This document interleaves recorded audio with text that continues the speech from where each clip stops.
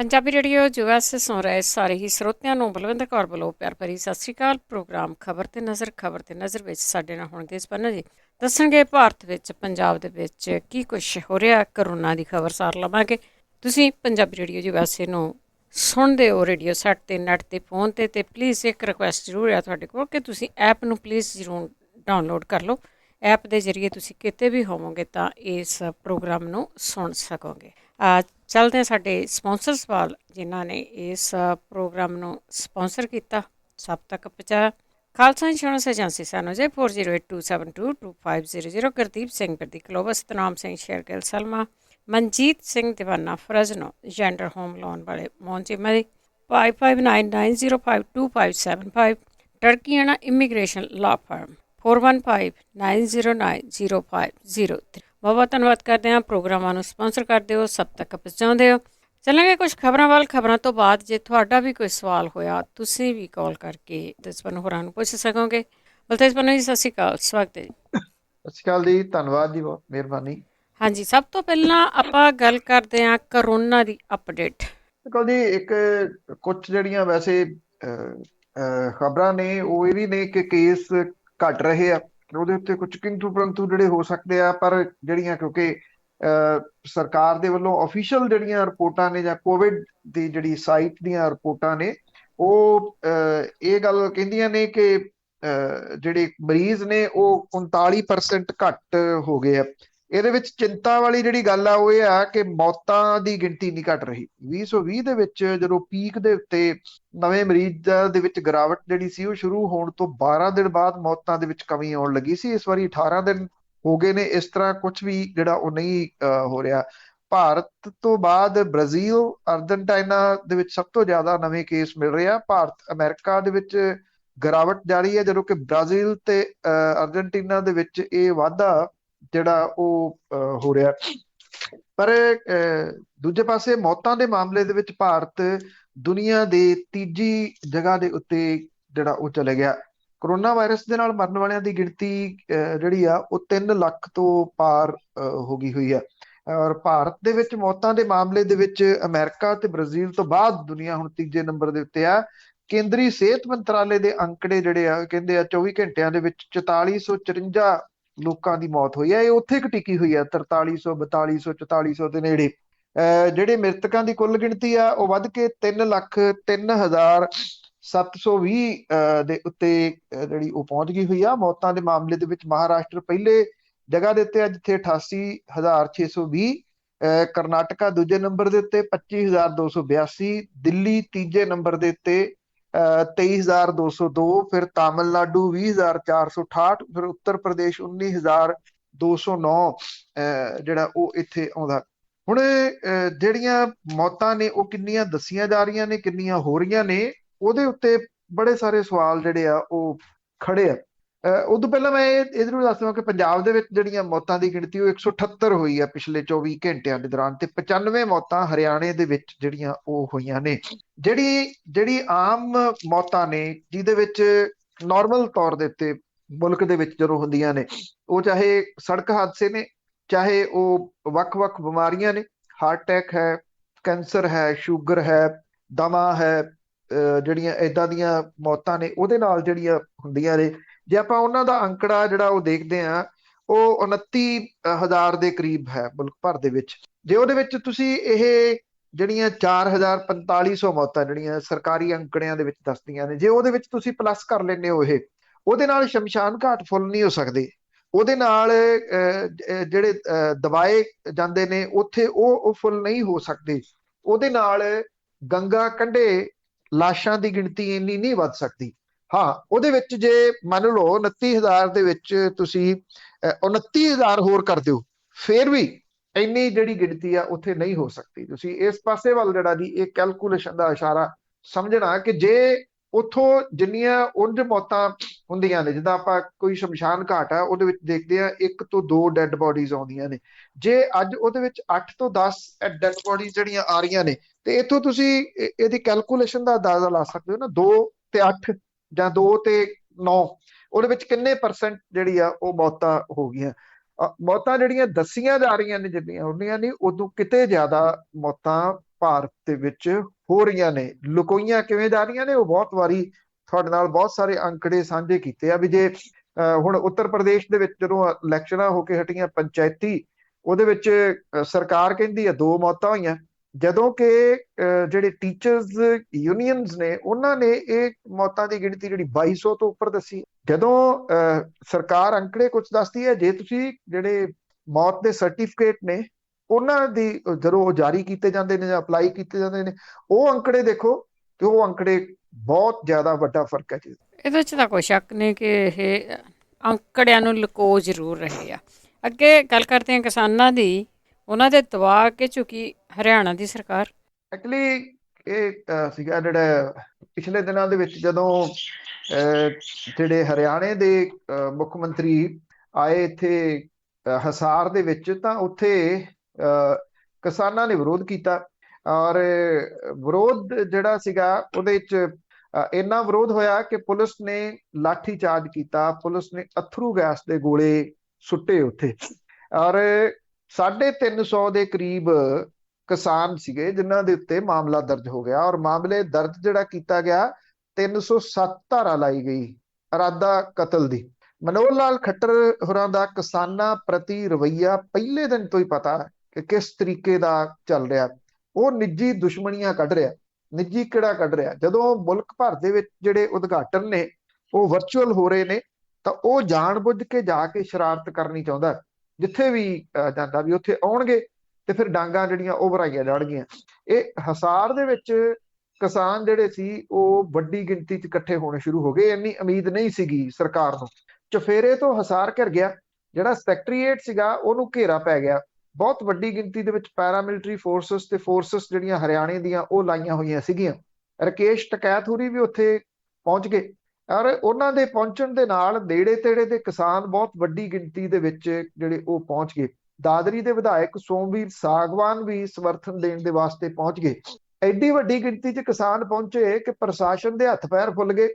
Paramilitary forces RAA range ਦੀ police ਦੀਆਂ 40 ਕੰਪਨੀਆਂ ਜਿਹੜੀਆਂ ਸੀ ਉਹ ਤਾਇਨਾਤ ਕੀਤੀਆਂ ਗਈਆਂ। ਇਹਦੇ ਬਾਵਜੂਦ ਉਹ ਕਿਸਾਨਾਂ ਨੂੰ ਰੋਕ ਨਹੀਂ ਸਕੇ। ਹਿਸਾਰ ਸ਼ਹਿਰ ਦੀਆਂ ਜਿਹੜੀਆਂ ਸਰਹੱਦਾਂ ਸੀਗੀਆਂ ਉਹਦੇ ਉੱਤੇ ਪੁਲਿਸ ਨੇ ਬੈਰੀਕੇਡਿੰਗ ਕੀਤੀ, ਫਿਰ ਵੀ ਕਿਸਾਨ ਜਿਹੜੇ ਸੀ ਉਹ ਰੁਕ ਨਹੀਂ ਸਕੇ, ਰੁਕੇ ਨਹੀਂ। ਉਸ ਤੋਂ ਬਾਅਦ SDM ਜਿਹੜੇ ਸੀ ਉਹ ਗੱਲਬਾਤ ਕਰਨ ਦੇ ਵਾਸਤੇ ਉਹ ਪਹੁੰਚੇ। ਇੱਕ ਕਮੇਟੀ ਬਣਾ ਕੇ ਪ੍ਰਸ਼ਾਸਨ ਦੇ ਨਾਲ ਗੱਲਬਾਤ ਜਿਹੜੀ ਉਹ ਕੀਤੀ ਗਈ। ਇਸ ਕਮੇਟੀ ਨੇ ਜਿਹੜੀ ਸੀ ਉਹ ਗੱਲਬਾਤ ਦੇ ਵਿੱਚ ਇਹ ਕਿਹਾ ਕਿ ਜਿਹੜੇ ਕਿਸਾਨ ਗ੍ਰਿਫਤਾਰ ਕੀਤੇ ਗਏ ਆ ਰਿਹਾ ਕਰੋ, ਇਹਨਾਂ ਦੇ ਉੱਤੋਂ ਮਾਮਲੇ ਦਰਜ ਜਿਹੜੇ ਕੀਤੇ ਗਏ ਹਿਸਾਰ ਦੇ ਵਿੱਚ ਉਹ ਸਾਰੇ ਵਾਪਸ ਲਏ ਜਾਣ। ਸ਼ਾਮ ਹੁੰਦਿਆਂ ਜਿਹੜਾ ਸੀਗਾ ਉਹ ਪ੍ਰਸ਼ਾਸਨ ਨੂੰ ਝੁਕਣਾ ਪੈ ਗਿਆ, ਕਿਉਂਕਿ ਕਿਸਾਨ ਉੱਥੋਂ ਜਾਣ ਦੇ ਵਾਸਤੇ ਤਿਆਰ ਨਹੀਂ ਸੀ। ਹੁਣ ਫੈਸਲਾ ਜਿਹੜਾ ਇਹ ਹੋਇਆ ਕਿ 1 ਹਫ਼ਤੇ ਦੇ ਵਿੱਚ ਜਿਹੜਾ ਇਹ ਸਾਰੇ ਕਿਸਾਨਾਂ ਤੋਂ ਮਾਮਲੇ ਦਰਜ ਕੀਤੇ ਹੋਏ ਵਾਪਸ ਲਏ ਜਾਣਗੇ, ਜਿਹੜੇ ਇਹਨਾਂ ਦੇ ਇਰਾਦਾ ਕਤਲ ਦੇ ਮਾਮਲੇ ਦਰਜ ਕੀਤੇ ਗਏ ਆ। ਔਰ ਕਿਸਾਨਾਂ ਨੂੰ ਰਿਹਾ ਜਿਹੜਾ ਉਹ ਤੁਰੰਤ ਕੀਤਾ ਜਾਊਗਾ। ਇਹਦੇ ਵਿੱਚ ਜਿਹੜੀ ਜਦੋਂ ਇਹ ਪ੍ਰਦਰਸ਼ਨ ਚੱਲ ਰਿਹਾ ਸੀ ਤਾਂ ਇੱਕ 60 ਸਾਲਾਂ ਦੇ ਕਿਸਾਨ ਰਾਮਚੰਦਰ ਦੀ ਜਿਹੜੀ ਸੀ ਉਹ ਹਾਰਟ ਅਟੈਕ ਦੇ ਨਾਲ ਮੌਤ ਵੀ ਜਿਹੜੀ ਉਹ ਹੋਈ। ਇਹ ਜਿਹੜਾ ਹਿਸਾਰ ਦੇ ਵਿੱਚ ਕਿਸਾਨਾਂ ਨੇ ਜਿਵੇਂ ਪ੍ਰਸ਼ਾਸਨ ਨੂੰ ਜਿਹੜਾ ਉਹ ਝੁਕਾਇਆ, ਉਥੋਂ ਘੱਟੋ ਘੱਟ ਹਰਿਆਣੇ ਦੀ ਸਰਕਾਰ ਨੂੰ ਅਕਲ ਨੂੰ ਹੱਥ ਜਿਹੜਾ ਮਾਰਨਾ ਚਾਹੀਦਾ। ਉਹ ਅਜੇ ਵੀ ਕਿਸਾਨ ਜਿਹੜੇ ਨੇ ਉਹਨਾਂ ਨੂੰ ਉਹਨਾਂ ਦੀ ਤਾਕਤ ਨੂੰ ਜਾਂ ਉਹਨਾਂ ਦੀ ਇਕਜੁੱਟਤਾ ਨੂੰ ਨਹੀਂ ਸਮਝ ਰਹੇ। ਹਰ ਸੰਭਵ ਕੋਸ਼ਿਸ਼ ਕਰਕੇ ਹਰਿਆਣੇ ਦੀ ਸਰਕਾਰ ਨੇ ਦੇਖ ਲਈ ਹੈ, ਇਹਨਾਂ ਨੂੰ ਪਾੜ ਕੇ ਇਹਨਾਂ ਨੂੰ ਤੋੜ ਦੀ ਕੋਸ਼ਿਸ਼ ਜਿਹੜੀ ਕੀਤੀ ਗਈ, ਕਿਸਾਨ ਟੁੱਟੇ ਨਹੀਂ। ਹਰਿਆਣੇ ਦੀਆਂ ਜਿਹੜੀਆਂ ਕਿਸਾਨ ਜਥੇਬੰਦੀਆਂ ਨੇ ਉਹਨਾਂ ਦਾ ਏਕਾ ਜਿਹੜਾ ਉਹ ਇੰਨਾ ਕਮਾਲ ਦਾ ਹੈ ਕਿ ਉਹ ਕੋਈ ਕਿੰਤੂ ਪਰੰਤੂ ਨਹੀਂ ਕਰਦੇ। ਜਿੱਥੇ ਜਦੋਂ ਸੁਨੇਹਾ ਮਿਲ ਗਿਆ ਉੱਥੇ ਵੱਡੀ ਗਿਣਤੀ ਦੇ ਵਿੱਚ ਜਿਹੜਾ ਪਹੁੰਚ ਜਾਂਦੇ ਆ। ਹਿਸਾਰ ਦੀ ਮਿਸਾਲ ਸਭ ਤੋਂ ਵੱਡੀ ਆ, ਜਿਹਦੇ ਵਿੱਚ 350 ਦੇ ਕਰੀਬ ਕਿਸਾਨਾਂ ਦੇ ਜਿਹੜੇ ਮਾਮਲੇ ਦਰਜ ਕੀਤੇ ਗਏ ਸੀ ਉਹ ਸਾਰੇ ਦੇ ਸਾਰੇ ਹੁਣ ਪ੍ਰਸ਼ਾਸਨ ਨੂੰ ਵਾਪਸ ਲੈਣੇ ਪੈਣਗੇ ਜੀ। ਅੱਗੇ ਵੀ ਜੇ ਕਿਸਾਨਾਂ ਦੀ ਗੱਲ ਕਰੀਏ ਤੇ ਕੱਲ ਨੂੰ ਉਹਨਾਂ ਨੂੰ 6 ਮਹੀਨੇ ਹੋ ਜਾਣੇ ਆ, ਤੇ ਇਸ ਕਰਕੇ ਉਹ ਕਾਲਾ ਦਿਵਸ ਮਨਾਉਣਗੇ। ਦੇਖੋ ਜੀ, ਜਿਹੜੇ ਕੱਲ ਨੂੰ 26 ਤਰੀਕ ਹੈ ਔਰ 26 ਤਰੀਕ ਨੂੰ ਦਿੱਲੀ ਦੀਆਂ ਸਰਹੱਦਾਂ ਦੇ ਉੱਤੇ ਬੈਠੇ ਕਿਸਾਨਾਂ ਨੂੰ 6 ਮਹੀਨੇ ਪੂਰੇ ਹੋ ਜਾਣਗੇ। 6 ਮਹੀਨੇ ਦਾ ਸਮਾਂ ਕੋਈ ਛੋਟਾ ਨਹੀਂ ਗਾ, ਬਹੁਤ ਲੰਬਾ ਸਮਾਂ ਹੈ। ਇਸ 6 ਮਹੀਨੇ ਦੇ ਦੌਰਾਨ ਕੀ ਕੁਛ ਵੇਖਿਆ ਕਿਸਾਨਾਂ ਨੇ ਉਹ ਸਭ ਦੇ ਸਾਹਮਣੇ ਹੈ। ਕਿਸ ਤਰੀਕੇ ਦੇ ਨਾਲ ਕਿਸਾਨਾਂ ਨੂੰ ਤੋੜਨ ਦੀ ਕੋਸ਼ਿਸ਼ ਕੀਤੀ ਗਈ, ਉਹ ਵੀ ਸਭ ਨੂੰ ਪਤਾ, ਕਿੱਡੀਆਂ ਕਿੱਡੀਆਂ ਵੱਡੀਆਂ ਰੋਕਾਂ ਲਾਈਆਂ ਗਈਆਂ, ਜੰਗਲੇ ਲਾਏ ਗਏ, ਕੰਡਿਆਲੀਆਂ ਤਾਰਾਂ ਲਾਈਆਂ ਗਈਆਂ, ਕੰਧਾਂ ਖੜੀਆਂ ਕਰ ਦਿੱਤੀਆਂ ਗਈਆਂ ਹਾਈਵੇ ਦੇ ਵਿੱਚ। ਔਰ ਹਰ ਸੰਭਵ ਕੋਸ਼ਿਸ਼ ਜਿਹੜੀ ਉਹ ਕਿਸਾਨਾਂ ਨੂੰ ਤੋੜਨ ਦੇ ਵਾਸਤੇ ਕੀਤੀ ਗਈ। ਇਹਨਾਂ ਦੇ ਵਿੱਚ ਫੁੱਟ ਪਾਉਣ ਦੀ ਕੋਸ਼ਿਸ਼ ਕੀਤੀ ਗਈ, ਫੁੱਟ ਪਈ ਨਹੀਂ। ਵੱਖ-ਵੱਖ ਸੂਬਿਆਂ ਤੋਂ ਆਏ ਜਿਹੜੇ ਕਿਸਾਨ ਨੇ, ਉਹ ਇੱਥੇ ਸਰਹੱਦਾਂ ਦੇ ਉੱਤੇ ਡਟੇ ਬੈਠੇ ਨੇ। ਸਿੰਘੂ ਬਾਰਡਰ ਦੇ ਉੱਤੇ, ਟਿੱਕਰੀ ਬਾਰਡਰ ਦੇ ਉੱਤੇ, ਗਾਜੀਪੁਰ ਬਾਰਡਰ ਦੇ ਉੱਤੇ, ਇਹਨਾਂ ਸਾਰੀਆਂ ਸਰਹੱਦਾਂ ਦੇ ਉੱਤੇ ਜਿਹੜੇ ਇਹ ਕਿਸਾਨ ਬੈਠੇ ਨੇ, ਉਹ ਕੱਲ ਨੂੰ ਕਾਲਾ ਦਿਵਸ ਮਨਾਉਣਗੇ। ਮੁਲਕ ਭਰ ਦੀਆਂ 13 ਪਾਰਟੀਆਂ ਨੇ ਵਿਰੋਧੀ ਧਿਰਾਂ, ਜਿਹਦੇ ਵਿੱਚ ਕਾਂਗਰਸ ਸ਼ਾਮਲ ਹੈ, ਇਹਦੇ ਵਿੱਚ ਸਮਾਜਵਾਦੀ ਪਾਰਟੀ ਸ਼ਾਮਲ ਹੈ, ਇਹਦੇ ਵਿੱਚ ਰਾਸ਼ਟਰੀ ਜਨਤਾ ਦਲ ਸ਼ਾਮਲ ਹੈ, CPI ਸ਼ਾਮਲ ਹੈ, CPM ਸ਼ਾਮਲ ਹੈ, ਆਮ ਆਦਮੀ ਪਾਰਟੀ ਇਹਦੇ ਵਿੱਚ ਸ਼ਾਮਲ ਹੈ, ਇਹਦੇ ਵਿੱਚ NCP ਸ਼ਰਦ ਪਵਾਰ ਹੋਰਾਂ ਵਾਲੀ ਸ਼ਾਮਲ ਹੈ, ਬਹੁਜਨ ਸਮਾਜ ਪਾਰਟੀ ਸ਼ਾਮਲ ਹੈ।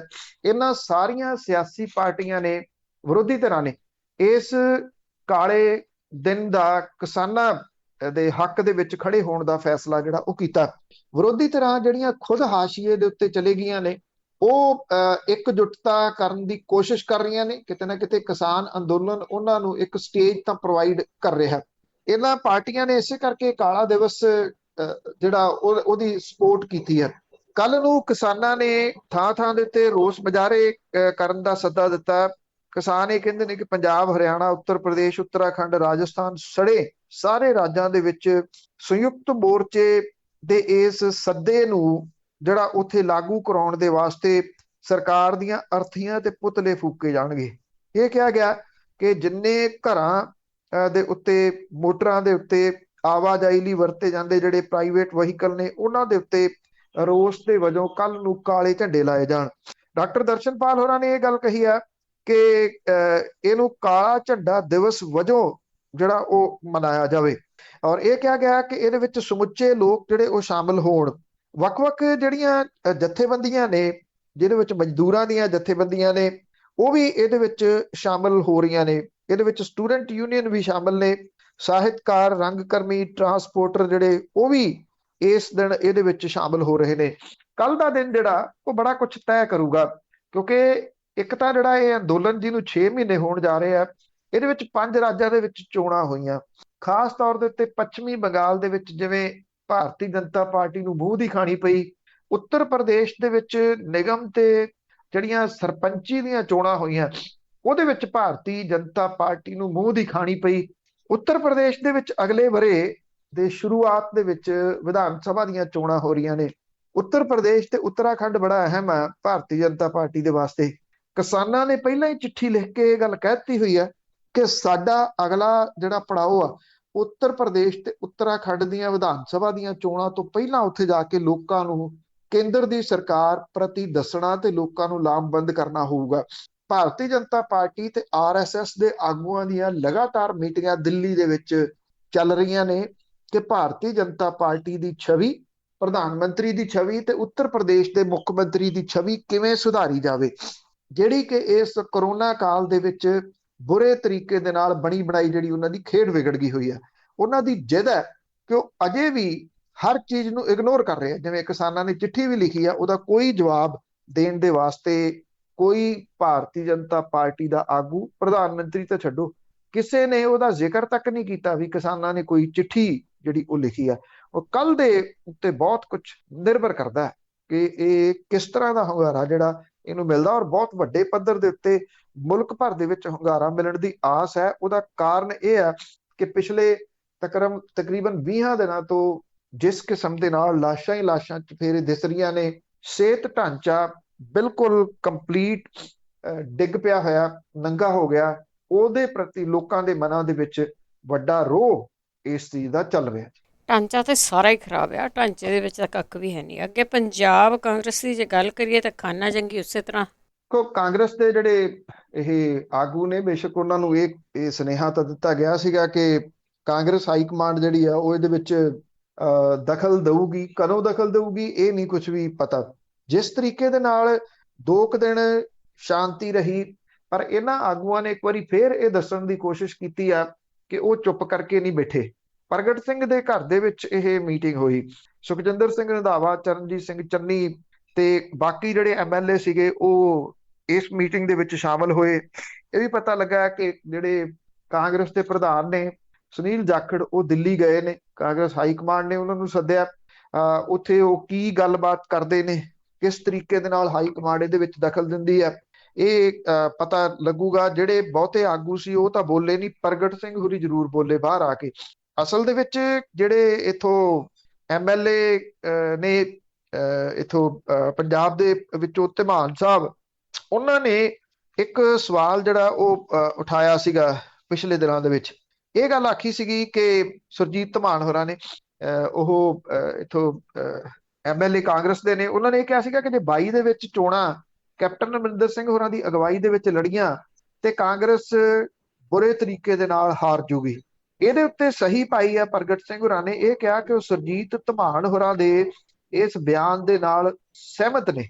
ਸੁਰਜੀਤ ਧਮਾਨ ਹੋਰਾਂ ਨੇ ਇੱਕ ਹੋਰ ਗੱਲ ਜਿਹੜੀ ਆਖੀ ਸੀਗੀ ਕਿ ਜੇ ਕੈਪਟਨ ਅਮਰਿੰਦਰ ਸਿੰਘ ਹੋਰੀ ਗੱਲ ਹੀ ਨਹੀਂ ਸੁਣਨੀ ਚਾਹੁੰਦੇ, ਨਾ ਮੰਤਰੀਆਂ ਦੀ ਨਾ ਐਮਐਲਏਜ਼ ਦੀ, ਆਪਣੀ ਜਿੱਦ ਦੇ ਉੱਤੇ ਅੜੇ ਹੋਏ ਨੇ, ਤੇ ਕਾਂਗਰਸੀ ਵਿਧਾਇਕਾਂ ਨੂੰ ਇਕੱਠੇ ਹੋ ਕੇ ਕੈਪਟਨ ਅਮਰਿੰਦਰ ਸਿੰਘ ਦੀ ਸਰਕਾਰ ਸੁੱਟ ਦੇਣੀ ਚਾਹੀਦੀ ਹੈ। ਇਸ ਮਾਮਲੇ ਦੇ ਉੱਤੇ ਪ੍ਰਗਟ ਸਿੰਘ ਹੋਰਾਂ ਨੇ ਇਹ ਗੱਲ ਕਹੀ ਹੈ ਕਿ ਉਹ ਸੁਰਜੀਤ ਧਮਾਨ ਹੋਰਾਂ ਦੀ ਇਸ ਗੱਲ ਦੇ ਨਾਲ ਸਹਿਮਤ ਨੇ। ਇਹ ਸਭ ਤੋਂ ਵੱਡੀ ਗੱਲ ਹੈ। ਸੁਰਜੀਤ ਧਮਾਨ ਜਿਹੜੇ ਕਿ ਹਲਕਾ ਅਮਰਗੜ੍ਹ ਤੋਂ ਐਮਐਲਏ ਨੇ ਕਾਂਗਰਸ ਦੇ, ਉਹ ਸਮੇਂ-ਸਮੇਂ ਦੇ ਉੱਤੇ ਪਿਛਲੇ ਘੱਟੋ ਘੱਟ 2 ਸਾਲਾਂ ਤੋਂ ਉਹ ਨਸ਼ੇ ਵਾਲੇ ਮਾਮਲੇ ਦੇ ਉੱਤੇ ਸਰਕਾਰ ਨੂੰ ਘੇਰਦੇ ਰਹਿੰਦੇ ਆ, ਮੁੱਖ ਮੰਤਰੀ ਹੋਰਾਂ ਨੂੰ ਘੇਰਦੇ ਰਹਿੰਦੇ ਆ। ਹੁਣ ਜਦੋਂ ਜੇ ਪ੍ਰਗਟ ਸਿੰਘ ਹੋਰੀ ਉਹਨਾਂ ਦੀ ਜਿਹੜੀ ਗੱਲ ਹੈ ਉਹਦੇ ਉੱਤੇ ਸਹੀ ਪਾ ਰਿਹਾ, ਤੇ ਇਹ ਆਪਣੇ ਆਪ ਦੇ ਵਿੱਚ ਵੱਡਾ ਜਿਹੜਾ ਉਹ ਸਵਾਲ ਹੈ। ਖਾਸ ਤੌਰ ਦੇ ਉੱਤੇ ਇਹ ਕਹਿ ਦੇਣਾ ਕਿ ਸੁਰਜੀਤ ਧਮਾਨ ਹੋਰਾਂ ਦੀ ਗੱਲ ਠੀਕ ਹੈ ਕਿ ਐਮਐਲਏਜ਼ ਨੂੰ ਇਕੱਠੇ ਹੋ ਕੇ ਕੈਪਟਨ ਅਮਰਿੰਦਰ ਸਿੰਘ ਹੋਰਾਂ ਦੀ ਸਰਕਾਰ ਸੁੱਟ ਦੇਣੀ ਚਾਹੀਦੀ ਹੈ। ਇਹ ਬਹੁਤ ਵੱਡੀ ਜਿਹੜੀ ਉਹ ਗੱਲ ਹੈ।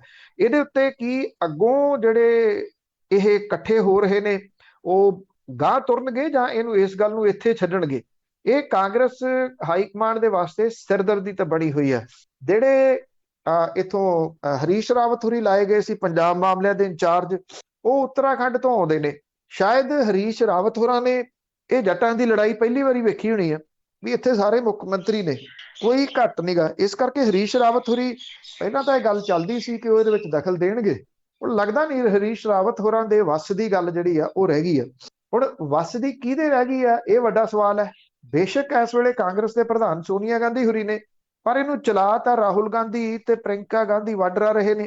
ਉਹਨਾਂ ਪਿਛਲੇ ਦਿਨਾਂ ਦੇ ਵਿੱਚ ਇਹ ਗੱਲ ਸਾਹਮਣੇ ਆਈ ਸੀ ਕਿ ਪ੍ਰਿੰਕਾ ਨੇ ਫੋਨ ਕਰਕੇ ਕੈਪਟਨ ਅਮਰਿੰਦਰ ਸਿੰਘ ਹੋਰਾਂ ਦੇ ਨਾਲ ਗੱਲਬਾਤ ਜਿਹੜੀ ਉਹ ਕੀਤੀ ਆ, ਪਰ ਇਹ ਗੱਲਬਾਤ ਕਿਸੇ ਸਿਰੇ ਲੱਗੀ, ਕੁਛ ਇਹਦੇ ਵਿੱਚੋਂ ਨਿਕਲਿਆ ਕੀ ਉਹਨਾਂ ਨੇ ਕਿਹਾ, ਕੀ ਕੈਪਟਨ ਅਮਰਿੰਦਰ ਸਿੰਘ ਹੋਰਾਂ ਨੇ ਕਿਹਾ, ਇਹਦੀ ਕੋਈ ਡਿਟੇਲ ਜਿਹੜੀ ਉਹ ਸਾਹਮਣੇ ਨਹੀਂ ਆਈ। ਜਿਸ ਤਰੀਕੇ ਦੇ ਨਾਲ ਇਹ ਮੀਟਿੰਗਾਂ ਚੱਲ ਰਹੀਆਂ ਨੇ, ਵੇਖਣਾ ਇਹ ਹੋਊਗਾ, ਜਿਵੇਂ ਨਵਜੋਤ ਸਿੱਧੂ ਨੇ ਤਾਂ ਇਹ ਕਹਿਤਾ ਸੀਗਾ ਕਿ ਐਮਐਲਏ ਜਿਹੜੇ ਹੁਣ ਦਿੱਲੀ ਜਾਣ, ਦਿੱਲੀ ਜਾਂਦੇ ਨੇ ਜਾਂ ਇੱਥੇ ਹੀ ਦਬਾਅ ਜਿਹੜਾ ਉਹ ਵਧਾਉਂਦੇ ਨੇ। ਵੈਸੇ ਖਬਰ ਇਹ ਆ ਰਹੀ ਹੈ ਕਿ 27 ਤਰੀਕ ਨੂੰ ਜਿਹੜੀ ਆ ਉਹ ਮੀਟਿੰਗ ਐਮਐਲਏਜ਼ ਦੇ ਨਾਲ ਕੈਪਟਨ ਅਮਰਿੰਦਰ ਸਿੰਘ ਹੋਰੀ ਕਰ ਸਕਦੇ ਆ। ਸਾਰੇ ਇਕੱਠਿਆਂ ਦੇ ਨਾਲ ਕਰਨਗੇ, 10-10 15-15 ਦੇ ਨਾਲ ਕਰਨਗੇ, ਕਰ ਤਾਂ ਪਹਿਲਾਂ ਵੀ ਚੁੱਕੇ ਹੋਏ ਨੇ। ਫਿਰ ਉਹਦੇ ਵਿੱਚੋਂ ਕੀ ਨਿਕਲੂਗਾ? ਜਿਹੜਾ ਕੈਪਟਨ ਖੇਮਾ ਹੈ ਉਹ ਇਸ ਤਰੀਕੇ ਨਾਲ ਚੱਲ ਰਿਹਾ ਕਿ ਇਹ ਸਮਾਂ ਪੈਣ ਦੇ ਉੱਤੇ ਆਪੇ ਠੰਡੇ ਹੋ ਜਾਣਗੇ, ਪਰ ਇਹ ਠੰਡੇ ਹੋਣ ਦੀ ਜਗ੍ਹਾ ਦੇ ਉੱਤੇ ਡੇ ਬਾਈ ਡੇ ਹੋਰ ਜਿਹੜਾ ਉਹ ਕੰਮ ਤੱਤਾ ਹੁੰਦਾ ਤੁਰਿਆ ਜਾ ਰਿਹਾ। ਖਾਸ ਤੌਰ ਦੇ ਉੱਤੇ ਜਿਹੜੀ ਗੱਲ ਇਸ ਵਾਰੀ ਕਹਿ ਦਿੱਤੀ ਗਈ ਆ ਕਿ ਨਹੀਂ ਸੁਣਦੇ ਤੇ ਫਿਰ ਸਰਕਾਰ ਸੁੱਟ ਦਿਓ, ਇਹ ਵੱਡੀ ਹੈ ਜੀ ਜੀ, ਜਿਹੜੀ ਇਹਨਾਂ ਨੂੰ ਬਹੁਤ ਦੇਰ ਪਹਿਲਾਂ ਕਰਨੀ ਚਾਹੀਦੀ ਸੀ। ਅੱਗੇ ਟੂਲ ਕਿਟ ਵਾਲੇ ਮਾਮਲੇ ਦੇ ਵਿੱਚ ਗੱਲ ਕਰੀਏ ਤਾਂ ਜਿਹੜੀ ਦਿੱਲੀ ਦੀ ਪੁਲਿਸ ਆ ਉਹ ਟਵਿੱਟਰ ਦੇ ਆਫਿਸ ਵਿੱਚ ਨੋਟਿਸ ਦੇਣ ਪਹੁੰਚੀ। ਦੇਖੋ, ਇੱਕ ਤਾਂ ਜਿਹੜੀ ਪੁਲਿਸ ਨੇ ਛੱਤੀਸਗੜ੍ਹ ਦੇ ਸਾਬਕਾ ਮੁੱਖ ਮੰਤਰੀ ਰਮਨ ਸਿੰਘ ਦੇ ਫਰਜ਼ੀ ਟੂਲ ਕਿਟ ਮਾਮਲੇ ਦੇ ਉੱਤੇ ਬਿਆਨ ਦਰਜ ਜਿਹੜੇ ਉਹ ਕੀਤੇ ਆ। ਸੰਬਿਤ ਪਾਤਰਾ ਸਣੇ, ਜਿਹੜਾ ਕਿ ਭਾਰਤੀ ਜਨਤਾ ਪਾਰਟੀ ਦਾ ਬੁਲਾਰਾ, ਉਹਦੇ ਖਿਲਾਫ ਇਸ ਕੇਸ ਦੇ ਵਿੱਚ FIR ਦਰਜ ਕੀਤੀ ਗਈ ਆ। ਜਿਹੜਾ ਰਮਨ ਸਿੰਘ ਹੈ ਉਹਨੂੰ ਪਿਛਲੇ ਹਫ਼ਤੇ ਨੋਟਿਸ ਭੇਜਦਿਆਂ ਪੁਲਿਸ ਨੇ ਕਿਹਾ ਸੀਗਾ ਕਿ ਉਹ ਦੁਪਹਿਰ ਤੱਕ ਆਪਣੇ ਘਰੇ ਰਹਿਣ, ਔਰ ਉੱਥੇ ਜਾ ਕੇ ਪੁਲਿਸ ਨੇ ਜਿਹੜੇ ਉਹਦੇ ਬਿਆਨ ਦਰਜ ਕੀਤੇ ਆ। ਰਮਨ ਸਿੰਘ ਨੇ ਕਿਹਾ ਕਿ FIR ਕਾਂਗਰਸ ਦੀ ਸਾਜ਼ਿਸ਼ ਹੈ ਤੇ ਛੱਤੀਸਗੜ੍ਹ ਦੇ ਵਿੱਚ ਪੁਲਿਸ ਤੇ ਕਾਂਗਰਸ ਦਾ ਕੰਟਰੋਲ ਹੈ। ਦਿੱਲੀ ਪੁਲਿਸ ਦਾ ਉਹਦਾ ਸਪੈਸ਼ਲ ਸੈੱਲ ਜਿਹੜਾ ਉਹ ਦਿੱਲੀ ਦੇ ਗੁੜਗਾਉਂ ਦੇ ਵਿੱਚ ਸਥਿਤ ਟਵਿੱਟਰ ਇੰਡੀਆ ਦੇ ਦਫ਼ਤਰ ਦੇ ਉੱਤੇ ਗਿਆ ਤੇ ਸੋਸ਼ਲ ਮੀਡੀਆ ਪਲੇਟਫਾਰਮ ਨੂੰ ਨੋਟਿਸ ਸੌਂਪਿਆ। ਐਕਚੁਅਲੀ ਟੂਲ ਕਿਟ ਮਾਮਲੇ ਦੇ ਵਿੱਚ ਟਵਿੱਟਰ ਨੂੰ ਨੋਟਿਸ ਦੇਣ ਇਹ ਟੀਮ ਜਿਹੜੀ ਉਹ ਪਹੁੰਚੀ ਸੀਗੀ। ਦੋ ਟੀਮਾਂ ਟਵਿੱਟਰ ਦੇ ਲਾਡੋ ਸਰਾਏ ਤੇ ਗੁੜਗਾਉਂ ਦੇ ਵਿੱਚ ਸਥਿਤ ਦਫ਼ਤਰ ਦੇ ਵਿੱਚ ਪਹੁੰਚੀਆਂ। ਪੁਲਿਸ ਨੇ ਇਹ ਵੀ ਕਿਹਾ ਕਿ ਰੂਟੀਨ ਦੇ ਵਿੱਚ ਪ੍ਰਕਿਰਿਆ ਇਹ ਜ਼ਰੂਰੀ ਸੀ, ਕਿਉਂਕਿ ਅਸੀਂ ਜਾਣਨਾ ਚਾਹੁੰਦੇ ਸੀ ਕਿ ਨੋਟਿਸ ਦੇਣ ਵੇਲੇ ਸਹੀ ਵਿਅਕਤੀ ਕੌਣ ਹੈ, ਕਿਉਂਕਿ ਟਵਿੱਟਰ ਇੰਡੀਆ ਦੇ ਐਮਡੀ ਦੇ ਵੱਲੋਂ ਦਿੱਤੇ ਗਏ ਜਵਾਬ ਅਸਪਸ਼ਟ ਹੈ। ਸਰਕਾਰੀ ਸੂਤਰਾਂ ਨੇ ਇਹ ਕਿਹਾ ਸੀਗਾ ਕਿ ਸਪੈਸ਼ਲ ਸੈੱਲ ਨੇ ਟਵਿੱਟਰ ਤੇ ਦਫ਼ਤਰਾਂ ਦੇ ਉੱਤੇ ਛਾਪੇਮਾਰੀ ਕੀਤੀ ਹੈ। ਭਾਜਪਾ ਆਗੂ ਸੰਪਿਤ ਪਾਤਰਾ ਦੇ ਵੱਲੋਂ ਟੂਲ ਕਿਟ ਬਾਰੇ ਕੀਤੇ ਗਏ ਇੱਕ ਟਵੀਟ ਦੇ ਉੱਤੇ ਟਵਿੱਟਰ ਨੇ ਮੈਨੀਪੂਲੇਟਡ ਟੈਗ ਜਿਹੜਾ ਉਹ ਲਾਤਾ ਸੀਗਾ। ਪੁਲਿਸ ਨੇ ਟਵਿੱਟਰ ਤੋਂ ਇਹਦੇ ਬਾਰੇ ਸਪਸ਼ਟੀਕਰਨ ਮੰਗਿਆ ਸੀਗਾ। ਦਿੱਲੀ ਪੁਲਿਸ ਦੇ ਲੋਕ ਸੰਪਰਕ ਅਫਸਰ ਜਿਹੜੇ ਨੇ ਉਹਨੇ ਇਹ ਕਿਹਾ ਕਿ ਇਦਾਂ ਲੱਗਦਾ ਕਿ ਟਵਿੱਟਰ ਦੇ ਕੋਲੇ ਕੋਈ ਸੂਚਨਾ ਹੈ ਜਿਹੜੀ ਪੁਲਿਸ ਨੂੰ ਨਹੀਂ ਪਤਾ, ਜਿਹੜੀ ਕਿ ਜਾਣਕਾਰੀ ਜਾਂਚ ਦੇ ਵਿੱਚ ਸਹਾਈ ਹੋ ਸਕਦੀ ਹੈ। ਭਾਰਤੀ ਜਨਤਾ ਪਾਰਟੀ ਇਹ ਕਹਿੰਦੀ ਆ ਕਿ ਕਾਂਗਰਸ ਇਸ ਟੂਲ ਕਿਟ ਦੇ ਰਾਹੀਂ ਪ੍ਰਧਾਨ ਮੰਤਰੀ ਨੂੰ ਬਦਨਾਮ ਕਰਨਾ ਚਾਹੁੰਦੀ ਹੈ। ਕਾਂਗਰਸ ਇੰਨੀ ਸਟਰੋਂਗ ਕਿੱਥੋਂ ਆ ਕਿ ਉਹ ਪ੍ਰਧਾਨ ਮੰਤਰੀ ਨੂੰ ਬਦਨਾਮ ਕਰ ਸਕੇ? ਜੇ ਇੰਨੀ ਸਟਰੋਂਗ ਹੁੰਦੀ ਤੇ ਉਹਦਾ ਆਹ ਹਸ਼ਰ ਨਾ ਹੁੰਦਾ ਜਿਹੜਾ ਮੌਜੂਦਾ ਹੈ। ਉਹ ਤਾਂ ਇੱਕ ਵਿਰੋਧੀ ਧਿਰ ਵੀ ਹੈ ਨਹੀਂਗੀ। ਭਾਰਤੀ ਜਨਤਾ ਪਾਰਟੀ ਐਕਚੁਅਲੀ ਇਹਦੀ ਆੜ ਦੇ ਵਿੱਚ ਸੋਸ਼ਲ ਮੀਡੀਆ ਬਹੁਤੇ ਤੇ ਤਾਂ ਕੰਟਰੋਲ ਕਰੀ ਬੈਠੀ ਆ। ਤੁਸੀਂ ਇੱਥੋਂ ਕੋਈ ਚੀਜ਼ ਜਿਹੜੀ ਆ ਉਹ ਪਾਓ ਫੇਸਬੁੱਕ ਵਗੈਰਾ ਦੇ ਉੱਤੇ ਜਿਹਦੇ ਵਿੱਚ ਕਿਸਾਨ ਅੰਦੋਲਨ ਦਾ ਜ਼ਿਕਰ ਹੋਵੇ, ਜਿਹਦੇ ਵਿੱਚ ਜਿਹੜਾ ਇਹ ਟੀਕਾਕਰਨ ਦੀ ਗੱਲ ਹੋਵੇ, ਤੁਹਾਨੂੰ 15-20 ਮਿੰਟਾਂ ਦੇ ਵਿੱਚ ਨੋਟਿਸ ਜਿਹੜਾ ਵਾਪਸ ਆ ਜਾਂਦਾ ਕਿ ਸਾਡੇ ਸਟੈਂਡਰਡ ਦੇ ਮੁਤਾਬਕ ਨਹੀਂ, ਇਹਨੂੰ ਰਿਮੂਵ ਕਰੋ, ਨਹੀਂ ਤਾਂ ਤੁਹਾਡਾ ਪੇਜ ਰਿਮੂਵ ਕਰਾਂਗੇ। ਇਹੋ ਜਿਹਾ ਕੰਟਰੋਲ ਜਿਹੜਾ ਉਹ ਟਵਿੱਟਰ ਦੇ ਉੱਤੇ ਵੀ ਜਿਹੜੀ ਉਹ ਭਾਰਤੀ ਜਨਤਾ ਪਾਰਟੀ ਕਰ ਲੈਣਾ ਚਾਹੁੰਦੀ, ਜਿਹੜੀ ਕਿ ਅਜੇ ਪੂਰੇ ਤਰੀਕੇ ਨਾਲ ਉਹਦੇ ਕੰਟਰੋਲ ਦੇ ਵਿੱਚ ਨਹੀਂਗਾ। ਫੇਸਬੁੱਕ ਵਗੈਰਾ ਤਾਂ ਉਹਦੇ ਕੰਟਰੋਲ ਦੇ ਵਿੱਚ ਇਸ ਵੇਲੇ ਹੈਗੀਆਂ, ਔਰ ਉਹ ਸੋਸ਼ਲ ਮੀਡੀਆ ਦੇ ਉੱਤੇ ਕੰਟਰੋਲ ਕਰਕੇ ਜਿਹੜੇ ਸਵਾਲ ਇਸ ਵੇਲੇ ਲੋਕਾਂ ਦੇ ਵੱਲੋਂ ਉਠਾਏ ਜਾ ਰਹੇ ਆ, ਉਸ ਮਾਮਲੇ ਦੇ ਉੱਤੇ ਉਹਨਾਂ ਸਵਾਲਾਂ ਨੂੰ ਦਬਾ ਦੇਣਾ ਚਾਹੁੰਦੀ ਹੈ। ਜੀ ਜੀ ਬਿਲਕੁਲ, ਹਰ ਇੱਕ ਚੀਜ਼ ਤੇ ਕੰਟਰੋਲ ਕਰਨਾ ਚਾਹੁੰਦੀ ਹੈ। ਅੱਗੇ ਗੱਲ ਕਰਦੇ ਹਾਂ, ਪੰਜਾਬ ਸਣੇ ਕਈ ਹੋਰ ਰਾਜ ਹੈ ਜਿਹੜੇ ਉਹਨਾਂ ਨੂੰ ਵੈਕਸੀਨ ਮਿਲਣ ਤੋਂ ਵੱਡੀਆਂ ਕੰਪਨੀਆਂ ਨੇ ਨਾ ਕੀਤੀ। ਦੇਖੋ, ਜਦੋਂ ਬਜਟ ਸੈਸ਼ਨ ਆਇਆ ਸੀ ਤਾਂ ਉਹਦੇ ਵਿੱਚ ਇਹ ਕਿਹਾ ਗਿਆ ਸੀਗਾ ਕਿ ਅਸੀਂ 32,000 ਕਰੋੜ ਰੁਪਈਆ ਜਿਹੜਾ ਉਹ ਵੈਕਸੀਨ ਦੇ ਵਾਸਤੇ ਰੱਖ ਲਿਆ, ਜਿਹੜੀ ਕਿ ਮੁਲਕ ਦੇ ਲੋਕਾਂ ਨੂੰ ਦੇਣੀ ਆ। ਤੇ ਮੁੜ ਕੇ ਜਦੋਂ ਇਹ ਸੈਕੰਡ ਵੇਵ ਆ ਗਈ ਔਰ ਇਹਦੇ ਵਿੱਚ ਇਹ ਆਖਿਆ ਗਿਆ ਸੂਬਿਆਂ ਨੂੰ ਕਿ ਜੀ ਆਪੋ ਆਪਣੀ ਵੈਕਸੀਨ ਖਰੀਦੋ, ਕੇਂਦਰ ਦੀ ਸਰਕਾਰ ਨੇ ਕੋਈ ਵੈਕਸੀਨ ਨਹੀਂ ਦੇਣੀ। ਇਹ ਪਹਿਲੀ ਵਾਰੀ ਹੋ ਰਿਹਾ ਕਿ ਸੂਬਿਆਂ ਨੂੰ ਇਹ ਕਿਹਾ ਗਿਆ ਕਿ ਤੁਸੀਂ ਮੁਲਕਾਂ ਦੇ ਵਿੱਚ ਜਿੱਥੇ ਬਣਦੀਆਂ ਨੇ ਵੈਕਸੀਨ ਉੱਥੇ ਬਿੱਡ ਲਾਓ। ਹਾਲਾਂਕਿ ਬਹੁਤ ਸਾਰੇ ਸੂਬਿਆਂ ਨੇ ਅਜੇ ਇਹ ਬਿੱਡ ਨਹੀਂ ਲਾਈ, ਉਹ ਝਾਕ ਰਹੇ ਆ ਕਿ ਵੇਖੀ ਜਾਊਗੀ, ਜਿੰਨੇ ਕੁ ਮਰਦੇ ਆ ਮਰਨ ਦਿਓ। ਪੰਜਾਬ ਨੇ ਇਹ ਬਿੱਡ ਲਾਈ, ਦਿੱਲੀ ਨੇ ਇਹ ਬਿੱਡ ਲਾਈ, ਮਹਾਰਾਸ਼ਟਰ ਵੀ ਲਾ ਰਿਹਾ। ਪੰਜਾਬ ਨੂੰ ਪਹਿਲਾਂ ਜਿਹੜੀ ਮੋਡਰਨਾ ਤੋਂ ਬਾਅਦ ਜਿਹੜੀ ਫਾਈਜ਼ਰ ਹੈ ਉਹਨੇ ਵੀ ਨਾ ਕਰ ਦਿੱਤੀ ਸਿੱਧੇ ਟੀਕੇ ਦੇਣ ਤੋਂ, ਇਹ ਦਿੱਲੀ ਨੂੰ ਵੀ ਨਾ ਹੋ ਗਈ। ਦਿੱਲੀ ਦੇ ਮੁੱਖ ਮੰਤਰੀ ਜਿਹੜੇ ਨੇ ਉਹਨਾਂ ਨੇ ਕੱਲ ਇੱਕ ਪ੍ਰੈਸ ਕਾਨਫਰੰਸ ਕਰਕੇ ਇਹ ਗੱਲ ਕਹੀ ਕਿ ਜਿਹੜੀਆਂ 16 ਕੰਪਨੀਆਂ ਨੇ ਇੰਡੀਆ ਦੀਆਂ ਉਹ ਇਹ ਵੈਕਸੀਨ ਬਣਾ ਸਕਦੀਆਂ ਨੇ। ਉਹਨਾਂ ਨੇ ਇਹ ਗੱਲ ਕਹੀ ਕਿ ਜੇ ਇਹ 16 ਕੰਪਨੀਆਂ ਵੈਕਸੀਨ ਬਣਾਉਣ ਲੱਗ ਜਾਣ ਤੇ ਇੱਥੇ ਜਿਹੜੀ ਘਾਟ ਹੈ ਇਸ ਵੇਲੇ ਵੈਕਸੀਨ ਦੀ ਉਹ ਪੂਰੀ ਹੋ ਸਕਦੀ ਹੈ। ਪਰ ਇਹ ਬਣਾ ਕਿਉਂ ਨਹੀਂ ਰਹੀਆਂ, ਇਹ ਉਹਨਾਂ ਨੇ ਸਵਾਲ ਉਠਾਇਆ। ਉਹਨਾਂ ਨੇ ਕਿਹਾ ਕਿ ਜੇ ਇਹ ਸਾਰੀਆਂ ਬਣਾਉਣ ਲੱਗ ਜਾਣ ਤਾਂ 25 ਕਰੋੜ ਵੈਕਸੀਨ ਹਰ ਮਹੀਨੇ ਬਣ ਸਕਦੀ ਹੈ। ਇਹ ਵੀ ਕਿਹਾ ਕਿ ਅਸੀਂ 2 ਕੰਪਨੀਆਂ ਨੂੰ ਠੇਕਾ ਦੇ ਕੇ, ਸੈਂਟਰ ਦੀ ਸਰਕਾਰ 2 ਕੰਪਨੀਆਂ ਨੂੰ ਠੇਕਾ ਦੇ ਕੇ ਇਹ ਕੀ ਸਿੱਧ ਕਰਨਾ ਚਾਹੁੰਦੀ ਹੈ, ਔਰ ਰਾਜਾਂ ਨੂੰ ਇਸ ਗੱਲ ਦੇ ਉੱਤੇ ਛੱਡ ਦਿੱਤਾ ਗਿਆ ਕਿ ਤੁਸੀਂ ਜਾਓ ਤੇ ਬਾਹਰਲੇ ਮੁਲਕਾਂ ਤੋਂ ਖਰੀਦੋ। ਇਹ ਜਿਹੜੀਆਂ ਮਾਡਰਨਾ ਅਤੇ ਜਿਹੜੀ ਫਾਈਜ਼ਰ ਹੈ, ਇਹਨਾਂ ਨੇ ਸੂਬਿਆਂ ਨੂੰ ਇਹ ਗੱਲ ਲਿਖੀ ਆ, ਪੰਜਾਬ ਨੂੰ ਵੀ ਇਹ ਗੱਲ ਲਿਖੀ ਆ ਕਿ ਅਸੀਂ ਮੁਲਕ ਟੂ ਇੱਕ ਰਾਜ ਦੇ ਨਾਲ, ਸੂਬੇ ਦੇ ਨਾਲ ਡੀਲ ਨਹੀਂ ਕਰਦੇ, ਅਸੀਂ ਤਾਂ ਮੁਲਕ ਟੂ ਮੁਲਕ ਡੀਲ ਕਰਾਂਗੇ। ਅਸੀਂ ਤਾਂ ਸੈਂਟਰ ਦੀ ਸਰਕਾਰ ਦੇ ਨਾਲ ਡੀਲ ਕਰਾਂਗੇ, ਉਹਨਾਂ ਦੇ ਨਾਲ ਗੱਲ ਕਰੋ, ਜੇ ਉਹਨਾਂ ਨੂੰ ਵੈਕਸੀਨ ਚਾਹੀਦੀ ਹੈ ਅਸੀਂ ਉਹਨਾਂ ਨੂੰ ਦੇਵਾਂਗੇ, ਗਾਂ ਉਹ ਸੂਬੇ ਨੂੰ ਦੇਣ, ਕਿਹਨੂੰ ਦੇਣ, ਕਿੰਨੀ ਦੇਣ, ਇਹ ਉਹਨਾਂ ਦੇ ਉੱਤੇ ਨਿਰਭਰ ਹੈ। ਇਹਦੇ ਨਾਲ ਇੱਕ ਪੋਲ ਜਿਹੜੀ ਆ ਉਹ ਹੋਰ ਖੁੱਲ ਗਈ ਸੈਂਟਰ ਦੀ ਸਰਕਾਰ ਦੀ ਕਿ ਉਹ ਸੂਬਿਆਂ ਨੂੰ ਫਸਾ ਕੇ ਰੱਖਣਾ ਚਾਹੁੰਦੀ ਹੈ। ਹੁਣ ਬਦਨਾਮ ਹੋ ਰਹੇ ਨੇ ਤੇ ਸੂਬੇ ਹੋ ਰਹੇ ਨੇ। ਉਹ ਕਹਿੰਦੇ ਅਸੀਂ ਤਾਂ ਖੋਲਿਆ ਹੈ। ਜਦੋਂ ਤਾਂ ਸੂਬਿਆਂ ਦੇ ਜਿਹੜੇ ਰਾਜਾਂ ਦੇ ਅਧਿਕਾਰ ਨੇ ਥੋੜੇ ਬਹੁਤੇ ਉਹ ਕੱਲੇ ਕਰਕੇ ਖੋਲੇ ਗਏ, ਉਹ GST ਦੇ ਰੂਪ ਦੇ ਵਿੱਚ ਵੀ ਖੋਲੇ ਗਏ, ਉਹ ਕਈ ਪਾਸਿਆਂ ਤੋਂ ਖੋਲੇ ਗਏ। ਦਿੱਲੀ ਦਾ ਸਭ ਨੂੰ ਪਤਾ ਦਿੱਲੀ ਦੇ ਵਿੱਚ ਕੀ ਹਾਲਾਤ ਬਣਾਤੇ। ਉੱਥੋਂ ਦਾ ਜਿਹੜਾ ਮੁੱਖ ਮੰਤਰੀ ਹੈ ਉਹ ਇੱਕ ਕਿੱਲ ਤੱਕ ਨਹੀਂ ਖਰੀਦ ਸਕਦਾ ਜਿੰਨੀ ਦੇਰ ਤੱਕ ਉਹ ਉਪ ਰਾਜਪਾਲ ਤੋਂ ਫਾਈਲ ਦੇ ਉੱਤੇ ਮਨਜ਼ੂਰੀ ਨਹੀਂ ਲੈ ਲੈਂਦਾ। ਜਿੱਥੇ ਵੋਟਾਂ ਦੇ ਰਾਹੀਂ ਕੰਟਰੋਲ ਨਹੀਂ ਹੋਇਆ, ਉੱਥੇ ਇਸ ਤਰੀਕੇ ਦੇ ਕਾਨੂੰਨ ਬਣਾ ਕੇ ਕੰਟਰੋਲ ਕਰ ਲਿਆ ਵੀ ਰਾਜ ਨੂੰ ਕਿਸੇ ਨੂੰ ਹਿੱਲਣ ਨਹੀਂ ਦੇਣਾ। ਹੁਣ ਜਦੋਂ ਰਾਜਾਂ ਦੇ ਤੁਸੀਂ ਅਧਿਕਾਰ ਹੀ ਖੋਲੇ, ਰਾਜ ਦੇ ਪੱਲੇ ਕੀ ਰਹਿ ਗਿਆ ਕਿਸੇ ਵੀ ਰਾਜ ਦੇ? ਉਹ ਕਿੱਥੋਂ ਕਿਵੇਂ ਦੂਜੇ ਮੁਲਕ ਤੋਂ ਖਰੀਦ ਸਕਦਾ? ਇਸ ਤਰ੍ਹਾਂ ਦੀ ਕੋਈ ਹੈ ਹੀ ਨਹੀਂ, ਪ੍ਰੋਵੀਜ਼ਨ ਹੀ ਹੈ ਨਹੀਂ ਗੀ। ਜਾਂ ਤਾਂ ਰਾਜਾਂ ਨੂੰ ਖੋਲ ਦਿਓ, ਆਪੇ ਵੇਚੋ, ਆਪੇ ਖਰੀਦੋ। ਫਿਰ ਘੱਟੋ ਘੱਟ ਜਿਹੜਾ ਪੰਜਾਬ ਵਰਗਾ ਰਾਜ ਹੈ ਉਹ ਆਪਣੇ ਕਣਕ ਵਗੈਰਾ ਦਾ ਵੀ ਇੰਤਜ਼ਾਮ ਕਰ ਲਏ ਕਿ ਉਹਨੇ ਕਿੱਥੇ ਕਿੱਥੇ ਵੇਚਣੀ ਹੈ। ਹੋ ਸਕਦਾ ਉਹਦੇ ਨਾਲ ਸਾਹ ਆਉਣਾ ਸ਼ੁਰੂ ਹੋ ਜਾਏ ਕੋਈ ਕਿਸਾਨਾਂ ਨੂੰ, ਜਿਹੜਾ ਕਿ ਡੇ ਬਾਈ ਡੇ ਮਰ ਰਿਹਾ।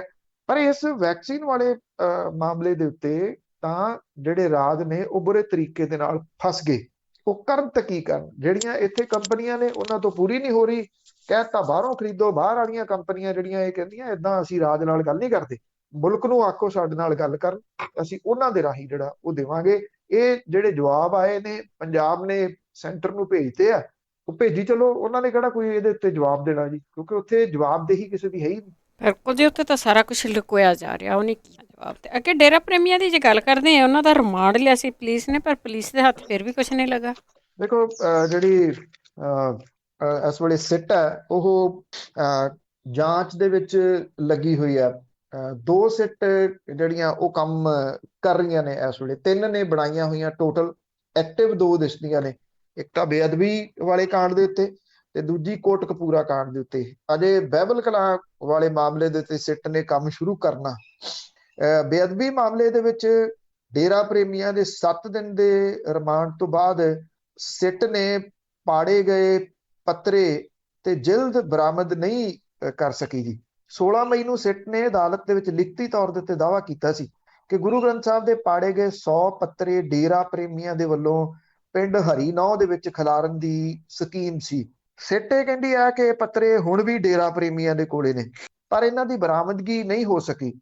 ਇਸ ਮਾਮਲੇ ਦੀ ਜਿਹੜੀ ਪੜਤਾਲ ਸੀ ਮੁਕੰਮਲ ਕਰਨ ਤੋਂ ਬਾਅਦ ਗ੍ਰਿਫਤਾਰ 6 ਡੇਰਾ ਪ੍ਰੇਮੀ ਜਿਹੜੇ ਸੀਗੇ, ਅਦਾਲਤ ਨੇ ਇਹਨਾਂ ਨੂੰ 1 ਜੂਨ ਤੱਕ ਅਦਾਲਤੀ ਹਿਰਾਸਤ ਦੇ ਤਹਿਤ ਜੇਲ੍ਹ ਭੇਜਣ ਦਾ ਹੁਕਮ ਦਿੱਤਾ। ਜਾਂਚ ਟੀਮ ਨੇ ਸਿੱਟ ਨੇ ਬਰਗਾੜੀ ਦੇ ਵਿੱਚ ਇਤਰਾਜ਼ਯੋਗ ਪੋਸਟਰ ਲਾਉਣ ਦੇ ਮਾਮਲੇ ਦੇ ਵਿੱਚ ਸ਼ਕਤੀ ਸਿੰਘ ਤੇ ਰਣਜੀਤ ਸਿੰਘ ਨੂੰ ਗ੍ਰਿਫਤਾਰ ਕਰਕੇ ਇਹਨਾਂ ਦਾ 26 ਮਈ ਤੱਕ ਪੁਲਿਸ ਰਿਮਾਂਡ ਹਾਸਲ ਕੀਤਾ। ਟੀਮ ਇਹਨਾਂ ਦੋਨਾਂ ਪੋਸਟਰ ਜਿਹੜੇ ਡੇਰਾ ਪ੍ਰੇਮੀਆਂ ਦੇ ਹੱਥ ਲਿਖਤ ਪੋਸਟਰ ਦੇ ਨਾਲ ਮਿਲਾਉਣਾ ਚਾਹੁੰਦੀ ਹੈ। ਇਹਦੇ ਨਾਲ ਹੀ ਜਾਂਚ ਟੀਮ ਨੇ ਜੁਡੀਸ਼ੀਅਲ ਮੈਜਿਸਟ੍ਰੇਟ ਦੀ ਅਦਾਲਤ ਦੇ ਵਿੱਚ ਡੇਰਾ ਪ੍ਰੇਮੀਆਂ ਦੀ ਲਿਖਤੀ ਅਰਜ਼ੀ ਦਾ ਜਵਾਬ ਦਿੰਦਿਆਂ ਕਿਹਾ ਕਿ ਪੁਲਿਸ ਹਿਰਾਸਤ ਦੇ ਦੌਰਾਨ ਕਿਸੇ ਵੀ ਡੇਰਾ ਪ੍ਰੇਮੀ ਦੀ ਕੁੱਟਮਾਰ ਨਹੀਂ ਕੀਤੀ ਗਈ। ਐਕਚੁਅਲੀ ਜਦੋਂ ਜਿਹੜੀ ਸਿੱਟ ਦੀ ਗੱਲ ਜਿਹੜੀ ਉਹ ਚੱਲਦੀ ਹੈ, ਚਾਹੇ ਇਹ ਸਿੱਟ ਹੈ ਜਿਹੜੀ ਕਿ ਬੇਅਦਬੀ ਘਟਨਾਵਾਂ ਦੀ ਜਾਂਚ ਕਰ ਰਹੀ ਹੈ, ਚਾਹੇ ਕੋਟਕਪੂਰਾ ਵਾਲੀ ਸਿੱਟ ਹੈ, ਇਹਨਾਂ ਮਾਮਲਿਆਂ ਦੇ ਵਿੱਚ ਇੰਨਾ ਲੰਬਾ ਸਮਾਂ ਜਿਹੜਾ ਉਹ ਹੋ ਗਿਆ ਆ, ਜਾਂ ਕਿਉਂਕਿ 15 ਦੀ ਇਹ ਘਟਨਾ ਹੈ, 6 ਸਾਲ ਹੋ ਗਏ। ਇਹਦੇ ਦੌਰਾਨ ਇਹ ਥੋੜੀ ਨੇ ਉਹ ਏਡੇ ਮੂਰਖ ਨੇ ਕਿ ਉਹ ਪੱਤਰੇ ਆਪਣੇ ਘਰੇ ਰੱਖ ਕੇ ਬੈਠੇ ਆ ਵੀ ਜਦੋਂ ਸਿੱਟ ਨਵੀਂ ਬਣੂਗੀ ਉਹ ਆਊਗੀ ਤੇ ਉਹ ਇਹ ਬਰਾਮਦ ਕਰ ਲੂਗੀ ਪੱਤਰੇ, ਜਾਂ ਜਿਹੜੇ ਸਬੂਤ ਨੇ ਉਹ ਅਜੇ ਤੱਕ ਉਹ ਰੱਖੀ ਬੈਠੇ ਆ। ਇਹਦੇ ਵਿੱਚ ਜਿਹੜੀਆਂ ਅਹਿਮ ਕੜੀਆਂ ਨੇ, ਖਾਸ ਤੌਰ ਦੇ ਉੱਤੇ ਮਹਿੰਦਰਪਾਲ ਬਿੱਟੂ ਜੀ ਦਾ ਜੇਲ੍ਹ ਦੇ ਵਿੱਚ ਮਰਡਰ ਹੋ ਗਿਆ ਸੀਗਾ, ਉਦੋਂ ਬੜੇ ਧਮੱਚੜ ਪਾਏ ਸੀ ਕੁਝ ਲੋਕਾਂ ਨੇ ਕਿ ਬਦਲਾ ਲੈ ਲਿਆ। ਉਦੋਂ ਵੀ ਆਪਾਂ ਇਹ ਗੱਲ ਕੀਤੀ ਵੀ ਇਹ ਤਾਂ ਅਹਿਮ ਕੜੀ ਤੋੜ ਦਿੱਤੀ ਕਿ ਉਹਦਾ ਕਤਲ ਕਿਵੇਂ ਹੋਇਆ, ਜਾਂਚ ਇਹਦੀ ਹੋਣੀ ਚਾਹੀਦੀ ਸੀ। ਪਰ ਸਾਡੇ ਤੁਹਾਨੂੰ ਪਤਾ ਸੁਭਾਅ ਦੇ ਵਿੱਚ ਸ਼ਾਮਲ ਹੈ, ਅਸੀਂ ਝੱਟ ਜਿਹੜੀ ਖੁਸ਼ੀ ਜਿਹੜੀ ਉਹ ਮਨਾਉਣ ਲੱਗ ਜਾਂਦੇ ਹਾਂ। ਇਹ ਉਹਨਾਂ ਚੀਜ਼ਾਂ ਨੇ ਸਾਰੀ ਜਿਹੜੀ ਜਾਂਚ ਹੈ ਉਹ ਲੀਹੋ ਲਾ ਦਿੱਤੀ ਹੋਈ ਹੈ। ਹੁਣ ਜਦੋਂ ਜਿਹੜੀਆਂ ਚੀਜ਼ਾਂ ਬਰਾਮਦ ਨਹੀਂ ਹੋਈਆਂ, ਤੁਸੀਂ ਉਹਨਾਂ ਨੂੰ ਸਾਬਤ ਕਿਵੇਂ ਕਰੋਗੇ ਅਦਾਲਤ ਦੇ ਵਿੱਚ? ਇਹ ਮਹਿਜ਼ ਅੱਖਾਂ ਪੂੰਝੀਆਂ ਜਾ ਰਹੀਆਂ ਨੇ, ਹੋਰ ਕੁਛ ਨਹੀਂ। ਕਿੰਨੀ ਕੁ ਦੇਰ ਹੋਰ ਪੂੰਝੀਆਂ ਜਾਂਦੀਆਂ ਨੇ? ਸ਼ਾਇਦ ਆ ਜਿਹੜਾ ਵਰ੍ਹਾ ਹੈ ਚੋਣਾਂ ਦਾ ਵਰ੍ਹਾ, ਜਦੋਂ 2022 ਵਾਲੀਆਂ ਇਲੈਕਸ਼ਨਸ ਹੋ ਗਈਆਂ, ਤਰੀਕ ਨੋਟ ਕਰ ਲੈਣਾ, ਅੱਜ ਤੋਂ ਬਾਅਦ ਇਹਨਾਂ ਘਟਨਾਵਾਂ ਦਾ ਕਦੀ ਜ਼ਿਕਰ ਹੀ ਨਹੀਂ ਹੋਊਗਾ ਜੀ। ਬਿਲਕੁਲ ਨਹੀਂ ਜੀ ਹੋਊਗਾ, ਅਖੀਰਲੇ ਵਰੇ 'ਚ ਹੀ ਹੋਇਆ ਸੀ ਇਹ ਤਾਂ। ਤੇ ਸਰੋਤੇ ਤੁਸੀਂ ਕਾਲ ਕਰ ਸਕਦੇ ਹੋ 4082725220 'ਚ ਤੁਹਾਡਾ ਵੀ ਕੋਈ ਸਵਾਲ ਆ। ਸਵਾਲ ਤੋਂ ਬਾਅਦ ਬ੍ਰੇਕ ਲਵਾਂਗੇ, ਬ੍ਰੇਕ ਤੋਂ ਬਾਅਦ ਵਾਪਸ ਆਣ ਕੇ ਤੁਹਾਡੇ ਸਵਾਲ ਹੋਣਗੇ 408 272 5200। ਅਖੀਰ 'ਚ ਗੱਲ ਕਰਦੇ ਰਾਮਦੇਵ ਤੇ ਡਾਕਟਰਾਂ ਦੇ ਵਿਚਕਾਰ ਜਿਹੜੀ ਤੂੰ ਮੈਂ ਹੋ ਰਹੀ ਆ। ਉਹ ਜਿਹੜਾ ਲਾਲਾ ਰਾਮਦੇਵ ਹੈ ਉਹਨੇ ਜਿਹੜਾ ਜੀ ਇਹ ਗੱਲ ਕਹੀ, ਇੱਕ ਵੀਡੀਓ ਦੀ ਵਾਇਰਲ ਹੋ ਗਈ ਕਿ ਜਿਹੜੀ ਐਲੋਪੈਥੀ ਆ ਉਹ ਬਕਵਾਸ ਵਿਗਿਆਨ ਹੈ। ਜਿਹੜੀ ਇੰਡੀਅਨ ਮੈਡੀਕਲ ਐਸੋਸੀਏਸ਼ਨ ਆ ਉਹਨੇ ਇਹਦੇ ਉੱਤੇ ਜਿਹੜੀ ਉਹ ਨਾਰਾਜ਼ਗੀ ਪ੍ਰਗਟ ਕੀਤੀ, ਰਾਮਦੇਵ ਦੇ ਉੱਤੇ ਬਿਆਨ ਵਾਪਸ ਲੈਣ ਦੀ ਮੰਗ ਕੀਤੀ। ਜਿਹੜੇ ਮੁਲਕ ਦੇ ਸਿਹਤ ਮੰਤਰੀ ਨੇ ਡਾਕਟਰ ਹਰਸ਼ਵਰਧਨ, ਉਹ ਸਭ ਤੋਂ ਵੱਡੇ ਫਾਲੋਅਰ ਨੇ ਰਾਮਦੇਵ ਦੇ।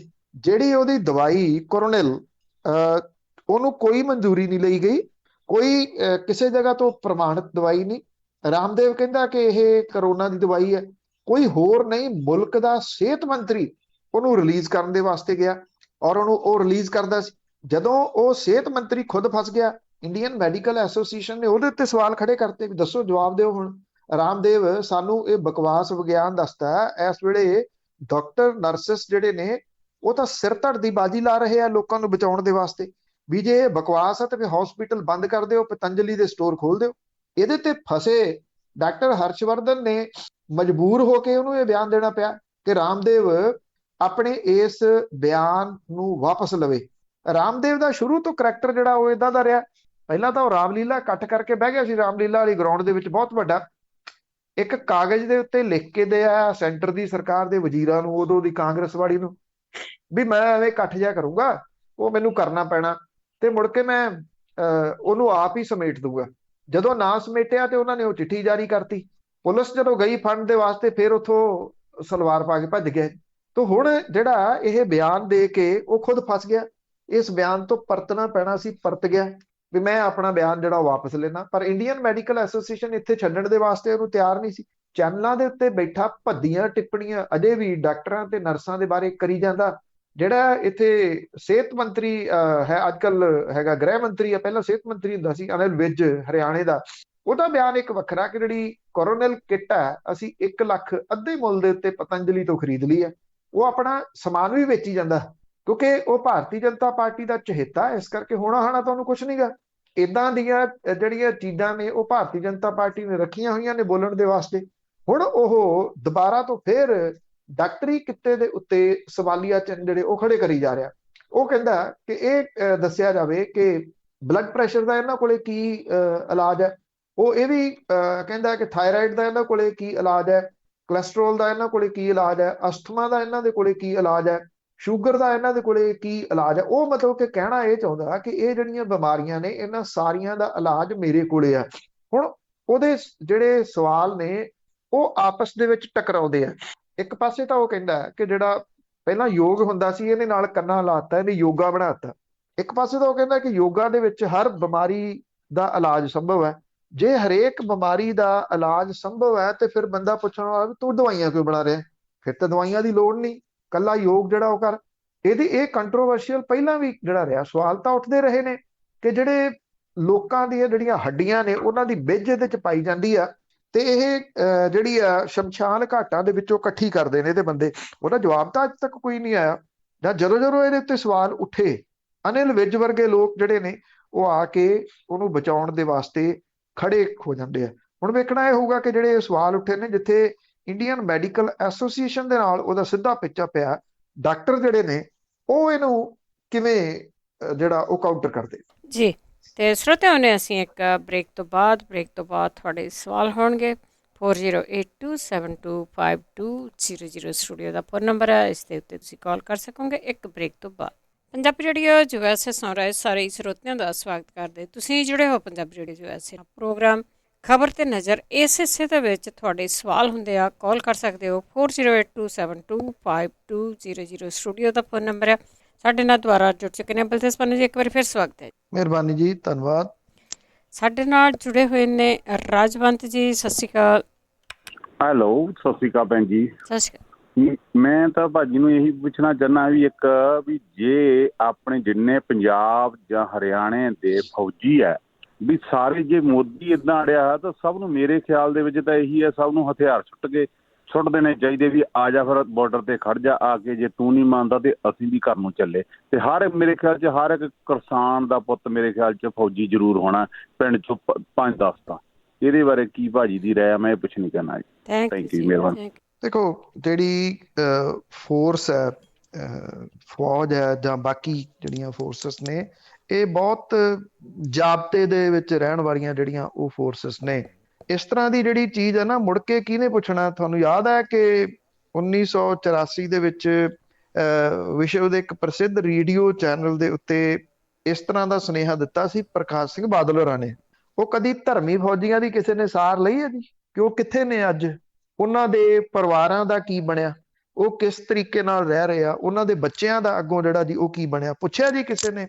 ਨਹੀਂ ਪੁੱਛਿਆ। ਤੇ ਕਿਸੇ ਦਿਨ ਮੈਂ ਤੁਹਾਨੂੰ ਡਿਟੇਲ ਦੇ ਵਿੱਚ ਜਿਹੜਾ ਜੀ ਉਹ ਦੱਸ ਦੂੰਗਾ। ਇੱਕ ਸੀਰੀਜ਼ ਉਹਨਾਂ ਦੇ ਉੱਤੇ ਕੁਝ ਸਮਾਂ ਪਹਿਲਾਂ ਕੀਤੀ ਸੀਗੀ ਧਰਮੀ ਫੌਜੀਆਂ ਦੇ ਉੱਤੇ, ਜਿਹਨਾਂ ਨੂੰ ਧਰਮੀ ਫੌਜੀ ਕਹਿੰਦੇ ਆ। ਸਰ ਕਹਿ ਦੇਣੀਆਂ ਗੱਲਾਂ ਬਹੁਤ ਸੌਖੀਆਂ ਹੁੰਦੀਆਂ ਨੇ, ਮੁੜ ਕੇ ਕੋਈ ਨਹੀਂ ਜਿਹੜਾ ਉਹ ਪੁੱਛਦਾ ਉਹਨਾਂ ਦਾ ਤੁਸੀਂ ਇੰਤਜ਼ਾਮ ਕੀ ਕਰੋਗੇ? ਕਿਉਂਕਿ ਆਫਟਰ ਆਲ ਇੱਕ ਗੱਲ ਨਾ ਭੁੱਲੋ ਕਿ ਜਿਹੜੀ ਫੌਜ ਦੇ ਵਿੱਚ ਜਾਣਾ ਇਹ ਕਿਤੇ ਨਾ ਕਿਤੇ ਜਿਹੜਾ ਫਾਈਨੈਂਸ਼ਲੀ ਜਿਹੜੀ ਚੀਜ਼ ਆ ਉਹ ਜੁੜੀ ਹੋਈ ਆ ਇਹਦੇ ਨਾਲ, ਇਸ ਕਰਕੇ ਉਹਨੂੰ ਪਾਸੇ ਨਹੀਂ ਕੀਤਾ ਜਾ ਸਕਦਾ। ਬਜਾਏ ਇਹਦੇ ਕਿ ਆਪਾਂ ਹਾਰ ਹੰਬ ਕੇ ਜਿਹੜੀ ਅਖੀਰ ਹੁੰਦੀ ਉਹਨੂੰ ਪਹਿਲਾਂ ਲੈ ਲਈਏ ਕਿ ਤੁਸੀਂ ਛੇਤੀ ਦੇਣੀ ਫੌਜ ਨੂੰ ਕਹਿ ਦਿਓ ਜੀ ਹਥਿਆਰ ਸੁੱਟ ਕੇ ਤੇ ਤੁਸੀਂ ਆ ਜਾਓ, ਇਹ ਨਹੀਂ ਪੋਸੀਬਲ ਜਿਹੜਾ ਉਹ ਹੋ ਸਕਦਾ ਨਾ। ਇਹ ਇਸ ਤਰ੍ਹਾਂ ਦਾ ਸੁਨੇਹਾ ਜਿਹੜਾ ਉਹ ਦਿੱਤਾ ਜਾ ਸਕਦਾ ਕਿਉਂਕਿ ਇਹ ਜਾਬਤੇ ਦੇ ਵਿੱਚ ਰਹਿਣ ਵਾਲੀਆਂ ਫੋਰਸਸ ਨੇ, ਉਹ ਕਦੀ ਵੀ ਉਸ ਤਰ੍ਹਾਂ ਦਾ ਕੰਮ ਨਹੀਂ ਜਿਹੜਾ ਜੀ ਉਹ ਕਰਦੇ। ਇਸੇ ਕਰਕੇ ਜਿਹੜਾ ਚਾਹੇ ਰਿਟਾਇਰਡ ਹੋ ਕੇ ਆਇਆ ਹੋਏ ਆਫੀਸਰ, ਬਹੁਤ ਸਾਰੇ ਇਸ ਵੇਲੇ ਪ੍ਰੋਗਰਾਮ ਨੂੰ ਵੀ ਸੁਣਦੇ ਹੋਣਗੇ ਜਿਹੜੇ ਬਾਹਰਲੇ ਮੁਲਕਾਂ 'ਚ ਰਹਿੰਦੇ ਨੇ, ਰਿਟਾਇਰ ਹੋ ਕੇ ਆਏ ਨੇ, ਉਹ ਲੋਕ ਅਸੂਲਾਂ ਦੇ ਉੱਤੇ ਚੱਲਣ ਵਾਲੇ ਲੋਕ ਨੇ ਜੀ। ਚਾਹੇ ਕੁਝ ਵੀ ਹੋ ਜਾਏ ਉਹ ਟਸ ਤੋਂ ਬਸ ਨਹੀਂ ਹੁੰਦੇ ਕਿਉਂਕਿ ਉਹਨਾਂ ਦੀ ਲਾਈਫ ਉਸ ਤਰੀਕੇ ਦੀ ਜਿਹੜੀ ਉਹ ਸੈਟਲ ਹੋ ਜਾਂਦੀ। ਮੰਨਿਆ ਜਾਂਦਾ ਨਾ ਇੱਕ ਜਿਹੜਾ ਉਹ ਕਹਿੰਦੇ ਫਲਾਣੇ ਦਾ ਸੁਭਾਅ ਤਾਂ ਫੌਜੀ ਵਰਗਾ ਇਸ ਕਰਕੇ ਕਿ ਉਹ ਜਾਬਤੇ ਦੇ ਵਿੱਚ ਜਿਹੜੇ ਉਹ ਰਹਿਣ ਵਾਲੇ ਲੋਕ ਨੇ। ਮੇਰੀ ਚਾਚੇ ਸੰਘਰਸ਼ ਦੇ ਵਿੱਚ ਆਉਂਦੇ ਨੇ, ਆ ਰਹੇ ਨੇ, ਆਉਂਦੇ ਰਹਿਣਗੇ।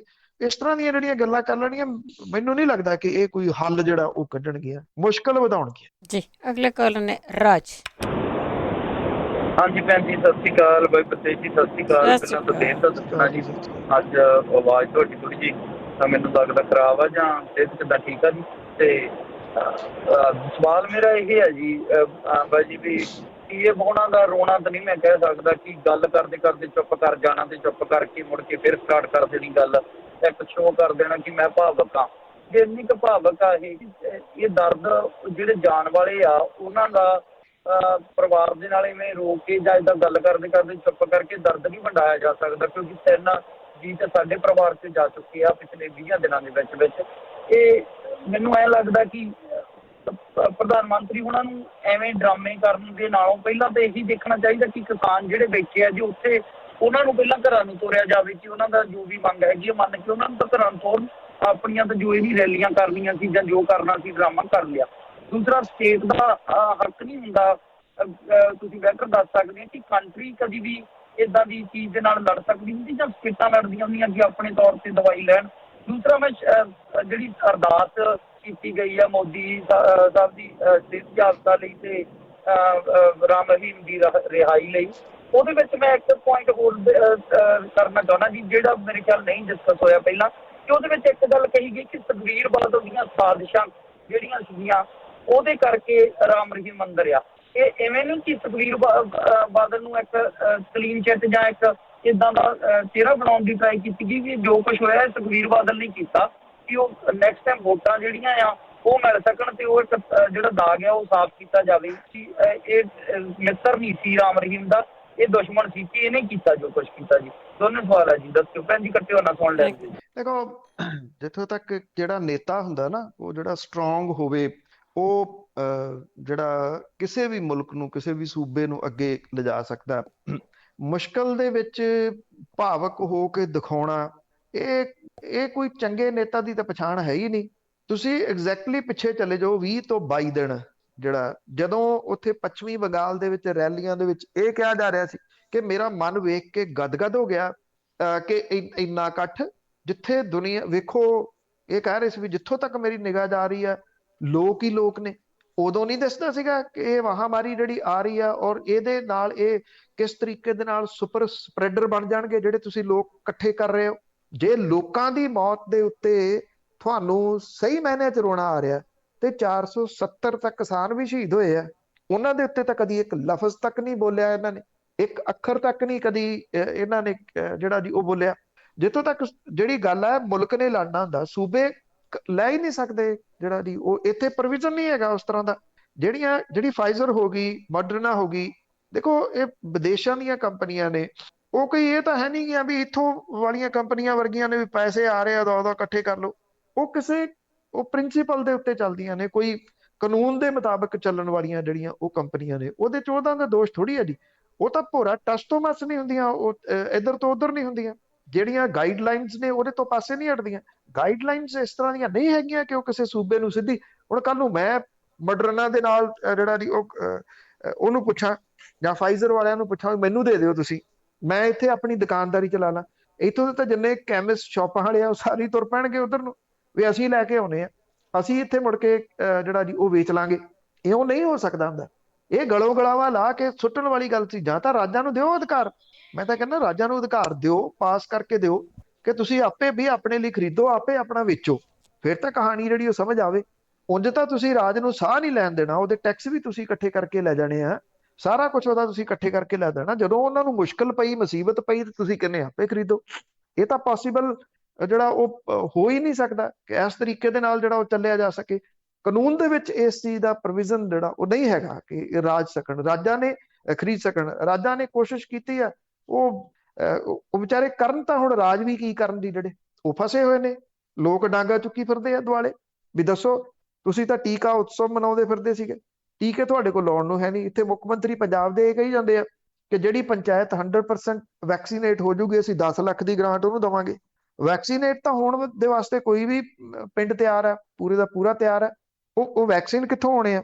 ਵੈਕਸੀਨ ਤਾਂ ਤੁਹਾਡੇ ਕੋਲੇ ਲਾਉਣ ਦੇ ਵਾਸਤੇ ਜਿਹੜੇ ਤੁਸੀਂ ਸੈਂਟਰ ਬਣਾਏ ਹੋਏ ਆ ਉਹਨਾਂ ਦੇ ਵਿੱਚ ਹੈ ਨਹੀਂ। ਇਹ ਲੋਕਾਂ ਨੂੰ ਮੂਰਖ ਬਣਾਇਆ ਜਾ ਰਿਹਾ ਸਾਰੇ ਨੇਤਾਵਾਂ ਦੇ ਵੱਲੋਂ ਰਲ ਕੇ, ਚਾਹੇ ਸੈਂਟਰ ਵਾਲੇ ਨੇ ਤੇ ਚਾਹੇ ਇਹ ਨੇ। ਰੋ ਕੇ ਜਿਹੜਾ ਉਹ ਦਿਖਾ ਦੇਣਾ ਉਹ ਕਿਸੇ ਸਮੱਸਿਆ ਦਾ ਹੱਲ ਨਹੀਂ। ਦੂਜੀ ਗੱਲ ਜਿਹੜੀ ਤੁਸੀਂ ਅਰਦਾਸ ਵਾਲੀ ਪੁੱਛੀ ਹੈ, ਦੇਖੋ ਉਹਦੇ ਵਿੱਚ ਬਹੁਤ ਸਾਰਾ ਕੁਝ ਜਿਹੜਾ ਉਹ ਗੰਭੀਰਤਾ ਦੇ ਨਾਲ ਵੇਖਣ ਦੀ ਲੋੜ ਹੈ। ਜੇ ਤੁਸੀਂ ਉਸ ਬੰਦੇ ਦੀ ਵੀਡੀਓ ਇੱਕ ਬਾਅਦ ਦੀ ਦੇਖੀ ਹੋਵੇ, ਉਹ ਕਹਿੰਦਾ ਮੈਂ ਸੰਭਾਵੀ ਮੁੱਖ ਮੰਤਰੀ ਹਾਂ ਅਗਲਾ ਪੰਜਾਬ ਦਾ, ਉਹ ਆਪ ਹੀ ਬੰਦਾ ਜਿਹੜਾ ਉਹ ਕਹੀ ਜਾਂਦਾ। ਔਰ ਇਹਦੇ ਉੱਤੇ ਜਿਸ ਤਰੀਕੇ ਦੇ ਨਾਲ ਵਿਜੇ ਸਾਂਪਲਾ ਹੋਣਾ ਦਾ ਰਿਐਕਸ਼ਨ ਆ ਗਿਆ, ਭਾਜਪਾ ਦੇ ਬਾਕੀ ਨੇਤਾਵਾਂ ਦਾ ਰਿਐਕਸ਼ਨ ਜਿਹੜਾ ਆ ਗਿਆ, ਕਹਿੰਦੇ ਜੀ ਕਿ ਤੁਸੀਂ ਇੱਥੇ ਕਿਵੇਂ ਇਹਨਾਂ ਨੂੰ ਜਿਹੜਾ ਰੋਕ ਸਕਦੇ ਹੋ। ਇੱਕ ਭਾਈਚਾਰੇ ਦੇ ਉੱਤੇ ਉਹ ਖੜੇ ਹੋ ਗਏ। ਇਹ ਉਹੀ ਲੋਕ ਨੇ ਜਿਹੜੇ ਭਾਰਤ ਦੇ ਕੁਝ ਸੂਬਿਆਂ ਦੇ ਵਿੱਚ ਮੰਦਿਰਾਂ ਦੇ ਵਿੱਚ ਵੜਨ ਦੇ ਵਾਸਤੇ ਸਾਈਨ ਲੱਗੇ ਹੋਏ ਨੇ ਕਿ ਆਹ ਫਲਾਂ ਜਿਹੜਾ ਸਮਾਜ ਹੈ ਉਹਦੇ ਉੱਤੇ ਥੜੇ ਤੇ ਨਹੀਂ ਚੜ ਸਕਦਾ, ਵੜ ਨਹੀਂ ਸਕਦਾ। ਉਹ ਲੋਕ ਇੱਥੇ ਆ ਕੇ ਜਿਹੜੀ ਇਹ ਕਹਿ ਰਹੇ ਆ ਕਿ ਤੁਸੀਂ ਉਹਨਾਂ ਦੇ ਉੱਤੇ ਕੋਈ ਤਸ਼ੱਦਦ ਜਿਹੜਾ ਉਹ ਕਰ ਰਹੇ ਹੋ। ਐਕਚੁਅਲੀ ਕੀ ਆ, ਇਹ ਵੋਟ ਪੋਲਰਾਈਜੇਸ਼ਨ ਜਿੱਥੋਂ ਭਾਰਤੀ ਜਨਤਾ ਪਾਰਟੀ ਨਿਕਲੀ, ਇਹ ਉਹਦਾ ਇੱਕ ਪਾਰਟ ਹੈ। ਇਹ ਜਿਹੜੀ ਅਰਦਾਸ ਹੈ, ਇਹ ਗੱਲ ਸਾਹਮਣੇ ਆ ਚੁੱਕੀ ਆ ਕਿ ਪਹਿਲਾਂ ਵੀਡੀਓ ਬਣਾਈ ਗਈ, ਫਿਰ ਕਿਸੇ ਚੈਨਲ ਨੂੰ ਭੇਜੀ ਗਈ, ਚੈਨਲ ਕਹਿੰਦਾ ਠੀਕ ਨਹੀਂ ਬਣੀ, ਉਹ ਕਹਿੰਦੇ ਕੋਈ ਗੱਲ ਨਹੀਂ ਏਦਾਂ ਕਰਦੇ ਫਿਰ ਦੁਬਾਰਾ ਬਣਾ ਲੈਂਦੇ ਆਪਾਂ। ਮੈਂ ਪਹਿਲੇ ਦਿਨ ਜਿੱਦਣ ਵੀਡੀਓ ਆਈ ਸੀ, ਤੁਸੀਂ ਉਹ ਪੰਜਾਬੀ ਰੇਡੀਓ USA ਦੇ ਉੱਤੇ ਪਿਆ ਹੋਊਗਾ, ਮੈਂ ਇੱਕ ਗੱਲ ਕਹੀ ਸੀ ਵੀ ਜੇ ਇਹ ਮੋਬਾਈਲ ਦੇ ਨਾਲ ਬਣੀ ਹੁੰਦੀ ਤੇ ਹੱਥ ਹਿਲਦਾ ਜਦੋਂ ਮੋਬਾਈਲ ਕਿਸੇ ਨੇ ਫੜਿਆ ਹੋਵੇ। ਇਹ ਹਿਲਦੀ ਨਹੀਂ ਗੀ ਵੀਡੀਓ। ਜੇ ਇਹ CCTV ਕੈਮਰੇ ਨਾਲ ਬਣੀ ਹੋਵੇ ਤੇ ਉਹਦੇ ਚ ਆਵਾਜ਼ ਨਹੀਂ ਹੋ ਸਕਦੀ। ਇਟ ਮੀਨਸ ਕਿ ਕੈਮਰਾ ਜਿਹੜਾ ਉਹ ਪ੍ਰੋਪਰ, ਤੁਸੀਂ ਦੇਖਿਓ ਕੈਮਰਾ ਲੱਗਿਆ ਹੋਇਆ ਇੱਕ ਜਗ੍ਹਾ ਦੇ ਉੱਤੇ, ਜਿੰਨੇ ਉਹ ਕਵਰ ਕਰਦਾ ਉਹਨੇ ਨੂੰ ਕਵਰ ਕਰਦਾ, ਪ੍ਰੋਪਰ ਇਹਦੇ ਵਿੱਚ ਆਵਾਜ਼ ਹੈ। ਇਟ ਮੀਨਸ ਕਿ ਜਿਹੜਾ ਮਾਈਕ ਹੈ ਉਹ ਬਿਲਕੁਲ ਨੇੜੇ ਪਿਆ ਹੋਇਆ ਜਿੱਥੋਂ ਕੈਪਚਰ ਕੀਤੀ ਗਈ ਹੈ ਇਹ ਆਵਾਜ਼। ਬਹੁਤ ਸਾਜ਼ਿਸ਼ ਦੇ ਤਹਿਤ ਕੀਤੀ ਗਈ ਆ। ਇੱਕ ਹੋਰ ਫਿਰਦੀ ਆ ਹੁਣ ਗੁਰੂ ਗੋਬਿੰਦ ਸਿੰਘ ਹੋਰਾਂ ਦੀ ਫੋਟੋ ਦੇ ਸਾਹਮਣੇ ਖੜੋ ਕੇ ਕੀਤਾ ਹੋਇਆ ਲੈਕਚਰ। ਇਹ ਬਹੁਤ ਕੁਝ ਆਊਗਾ ਆਉਂਦੇ ਮਹੀਨਿਆਂ ਦੇ ਦੌਰਾਨ, ਬਹੁਤ ਕੁਝ ਜਿਹੜਾ ਜੀ ਇਸ ਤਰ੍ਹਾਂ ਦਾ ਆਊਗਾ, ਧੜਾ ਧੜ ਇਸ ਤਰ੍ਹਾਂ ਦਾ ਜਿਹੜਾ ਉਹ ਆਊਗਾ, ਤੁਸੀਂ ਦੇਖਣਾ। ਕਿਉਂਕਿ ਇਹ ਵੋਟ ਪੋਲਰਾਈਜੇਸ਼ਨ ਜਿਹੜੀ ਆ ਇੱਥੇ ਫਿਰਕਿਆਂ ਨੂੰ ਪਾੜਿਆ ਜਾਊਗਾ ਵੀ ਵੇਖੋ ਭਲਾ ਟੋਹ ਕੇ ਕਿਹੜੇ ਕਿਹੜੇ ਪਾਟ ਸਕਦੇ ਆ ਜੀ। ਕਿ ਵਿਆਨਾ ਤੋਂ ਜਹਲ ਜੀ, ਸਤਿ ਸ਼੍ਰੀ ਅਕਾਲ। ਹਾਂਜੀ ਭੈਣ ਜੀ ਸਤਿ ਸ੍ਰੀ ਅਕਾਲ ਜੀ। ਭਾਜੀ ਪੰਨੂ ਨੂੰ ਸਤਿ ਸ੍ਰੀ ਅਕਾਲ ਜੀ। ਜੀ ਕਾਲ ਜੀ, ਸਤਿ ਸ਼੍ਰੀ ਅਕਾਲ। ਹਾਂਜੀ ਭਾਜੀ ਦੇਖੋ ਨਾ, ਸਾਨੂੰ ਤਾਂ ਬਹੁਤ ਕੁਝ ਕਿਹਾ ਗਿਆ, ਜੇ ਕੋਈ ਮਾੜਾ ਮੋਟੀ ਆਵਾਜ਼ ਉਠਾਉਂਦਾ ਇਹ ਜੀ ਅੰਦੋਲਨ ਜੀਵੀ ਆ ਜੀ, ਇਹ ਜੀ ਨਕਸਲਵਾਦੀ ਆ ਜੀ, ਅੱਤਵਾਦੀ ਆ ਜੀ, ਇਹ ਉਹ ਆ ਜੀ। ਪਰ ਮੈਂ ਭਾਜੀ ਆਪਣੇ ਮਾਧਿਅਮ ਨਾਲ ਪੁੱਛਣਾ ਚਾਹੁੰਦਾ ਹਾਂ ਵੀ ਲੋਕ ਬਹੁਤ ਸੁਣਦੇ ਹੋਣਗੇ ਜਿਹੜੇ ਭਗਤ ਆ ਜੀ, ਪਰ ਕਰੋਨਾ ਕਾਲ ਦੇ ਵਿੱਚ ਵੀ ਉਹ ਭਗਤਾਂ ਨੂੰ ਬਈ ਇੱਕ ਧਰਮ ਆਧਾਰ ਤੇ ਜਾਂ ਜਾਤੀ ਆਧਾਰ ਤੇ ਜਾਂ ਉਹਨਾਂ ਦੀ ਹੈਲਪ ਕੀਤੀ ਗਈ ਆ ਇਹ ਗੌਰਮੈਂਟ ਵੱਲੋਂ। ਇੱਕ ਸਵਾਲ ਭਾਜੀ ਮੇਰਾ ਇਹ ਆ। ਦੂਜਾ ਸਵਾਲ ਭਾਜੀ ਮੇਰਾ ਇਹ ਆ ਵੀ ਜਿੱਦਾਂ ਹੁਣ ਜਿਹੜੇ ਪੰਜਾਬ ਦੀ ਜ਼ਿਮੀਂਦਾਰ ਆ ਜੀ, 60% ਦੀ ਆਬਾਦੀ ਆ ਜ਼ਿਮੀਂਦਾਰਾਂ ਦੀ, ਜਿਹਨਾਂ ਦੀ 60 ਦੇ ਵਿੱਚੋਂ ਜੀ ਲਾ ਲਓ ਤਿੰਨ ਧੜੇ ਵੰਡੇ ਗਏ ਜੀ। ਇੱਕ ਪਾਸੇ ਚਲ ਗਏ ਜੀ ਆਪਣਾ ਰਾਧਾ ਸਵਾਮੀ, ਦੂਜੇ ਪਾਸੇ ਆ ਗਏ ਜੀ ਇਹ ਆਪਣੇ ਸਾਸੇ ਵਾਲੇ, ਤੀਜੇ ਪਾਸੇ ਸਿੱਖ ਆ ਗਏ 20% ਦੇ ਵਿੱਚ, ਹੈ ਨਾ। ਤੇ ਜਿਹੜਾ ਹੁਣ ਆ ਪੱਤਾ ਖੇਡਿਆ ਜਾ ਰਿਹਾ ਜੀ ਜਾਤੀ ਧਰਮ ਦਾ ਜੀ, ਹੁਣ ਆਪਾਂ ਨੂੰ ਪਤਾ ਹੈ ਯੂਪੀ ਵਿੱਚ ਜੀ ਕੀ ਬਲਾਤਕਾਰ ਹੁੰਦੇ ਆ, ਬੁਰੇ ਹਾਲ ਹੁੰਦੇ ਆ। ਕਿ ਇਹ ਲੋਕ ਸਮਝ ਜਾਣਗੇ ਕਿ ਮੁੱਖ ਮੰਤਰੀ ਦੀ ਕੁਰਸੀ ਨਹੀਂ ਬਣਗੇ, ਮੁੱਖ ਮੰਤਰੀ ਬਣ ਕੇ ਵੋਟਾਂ ਇਹਨਾਂ ਨੂੰ ਪਾਵਾਂਗੇ ਅਸੀਂ BJP ਨੂੰ ਜੀ। ਜਿਹਦਾ ਭਾਈ ਜੀ ਸੁਣ ਲੈਣ ਦੇ ਭਾਈ ਸਵਾਲ ਜੀ। ਦੇਖੋ ਜਿਹੜਾ ਇਲਾਜ ਹੈ ਉਹ ਮੁੱਖ ਮੰਤਰੀ ਬਣ ਕੇ ਨਹੀਂ ਹੋਣਾ। ਜਿਹੜਾ ਕਿਸੇ ਦਾ ਵੀ, ਜੇ ਆਪਾਂ ਦਲਿਤ ਸਮਾਜ ਦੀ ਗੱਲ ਕਰ ਰਹੇ ਹਾਂ, ਦਲਿਤ ਭਾਈਚਾਰੇ ਦੀ ਗੱਲ ਕਰ ਰਹੇ ਹਾਂ, ਜੇ ਹੋਣਾ ਹੁੰਦਾ ਤੇ ਮਾਇਆਵਤੀ ਹੋਰੀ ਉੱਤਰ ਪ੍ਰਦੇਸ਼ ਦੇ ਮੁੱਖ ਮੰਤਰੀ ਰਹਿ ਚੁੱਕੇ ਹੋਏ ਆ। ਕੀ ਉੱਤਰ ਪ੍ਰਦੇਸ਼ ਦੇ ਵਿੱਚ ਦਲਿਤ ਸਮਾਜ, ਦਲਿਤ ਭਾਈਚਾਰਾ ਬਹੁਤ ਤਰੱਕੀਆਂ ਕਰ ਗਿਆ? ਉੱਥੇ ਬਹੁਤ ਉੱਚ ਅਹੁਦਿਆਂ ਦੇ ਉੱਤੇ ਉਹ ਪਹੁੰਚ ਗਿਆ? ਨਹੀਂ। ਕੋਈ ਵੀ ਤੁਸੀਂ ਬਿਠਾ ਦਿਓਗੇ ਨਾ, ਗੱਲ ਜਾਤ ਧਰਮ ਦੀ ਨਹੀਂ ਆ ਇੱਥੇ। ਜਿਹਨੂੰ ਵੀ ਬਿਠਾ ਦਿਓਗੇ, ਜਿਹੜਾ ਕੁਰਸੀ ਤੇ ਬਹਿ ਗਿਆ ਉਹਦੇ ਹਾਲਾਤ ਉਹ ਹੁੰਦੇ ਆ ਵੀ ਪੁੱਤ ਥਾਣੇਦਾਰ ਬਣਿਆ ਸੀ, ਮਾਂ ਨੇ ਪੁੱਛਿਆ ਸੀ ਵੀ ਪਹਿਲਾ ਕੰਮ ਪੁੱਤ ਕਿਹੜਾ ਕਰੇਗਾ, ਉਹ ਕਹਿੰਦਾ ਪਹਿਲਾਂ ਪੁੜੇ ਤੇਰੇ ਭੰਨੂ। ਜਿਹੜਾ ਕੁਰਸੀ ਦੇ ਉੱਤੇ ਬਹਿ ਗਿਆ ਉਹ ਪਹਿਲਾਂ ਆਪਣੇ ਸਮਾਜ ਨੂੰ ਥੱਲੇ ਲਾਊਗਾ ਜੀ। ਲੋੜ ਕੀ ਆ? ਲੋੜ ਜਿਹੜੀ ਆ ਇਸ ਵੇਲੇ ਐਜੂਕੇਟ ਕਰਨ ਦੀ ਆ, ਐਜੂਕੇਸ਼ਨ ਦੀ ਆ ਲੋੜ। ਐਜੂਕੇਸ਼ਨ ਦੇ ਜੋ ਹਾਲਾਤ ਬਣੇ ਹੋਏ ਨੇ, ਜਿੱਥੇ ਸਾਡੇ ਇਸ ਭਾਈਚਾਰੇ ਦੇ ਲੋਕ ਪੜ੍ਹਦੇ ਆ, ਜਿੱਥੇ ਸਾਡੇ ਇਸ ਸਮਾਜ ਦੇ ਲੋਕ ਪੜ੍ਹਦੇ ਆ, ਉਹ ਅਫੋਰਡ ਨਹੀਂ ਕਰਦੇ ਪ੍ਰਾਈਵੇਟ ਸਕੂਲਾਂ ਨੂੰ। ਸਰਕਾਰੀ ਸਕੂਲਾਂ ਦੇ ਕੀ ਹਾਲਾਤ ਨੇ? 8ਵੀਂ ਤੱਕ ਸਭੇ ਪਾਸ, ਉਸ ਤੋਂ ਬਾਅਦ 9ਵੀਂ ਆ ਗਈ, 10ਵੀਂ ਆ ਗਈ, ਉਹਦੇ ਵਿੱਚ ਉਹ ਬੋਰਡ ਦੀਆਂ ਨੇ, ਉੱਥੇ ਆ ਕੇ ਬ੍ਰੇਕਾਂ ਜਿਹੜੀਆਂ ਉਹ ਲੱਗ ਜਾਂਦੀਆਂ ਨੇ। ਜਦੋਂ ਉੱਥੋਂ ਨਹੀਂ ਨਿਕਲੇ ਤੇ ਫਿਰ ਕਾਲਜਾਂ ਦੇ ਵਿੱਚ ਕਿਵੇਂ ਜਾਣਗੇ?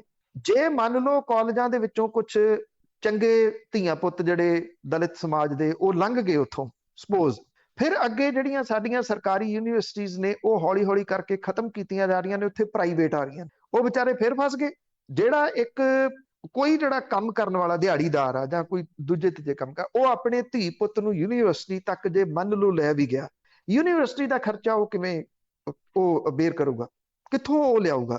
ਇਹ ਉਹ ਸਵਾਲ ਨੇ। ਦੂਜੀ ਗੱਲ ਜਿਹੜੀ ਉਹ ਤੰਦਰੁਸਤੀ ਉਹਨਾਂ ਦੀ, ਜਿਹੜਾ ਇੱਕ ਮਜ਼ਦੂਰ ਹੈ ਉਹ ਇਸ ਕਰਕੇ ਡਰਦਾ ਡਾਕਟਰ ਕੋਲੇ ਨਹੀਂ ਜਾਂਦਾ ਵੀ ਜੇ ਕਿਤੇ ਮੈਨੂੰ ਕੋਈ ਗੰਭੀਰ ਬਿਮਾਰੀ ਨਿਕਲ ਆਈ ਤੇ ਮੈਂ ਕੀ ਕਰੂੰਗਾ।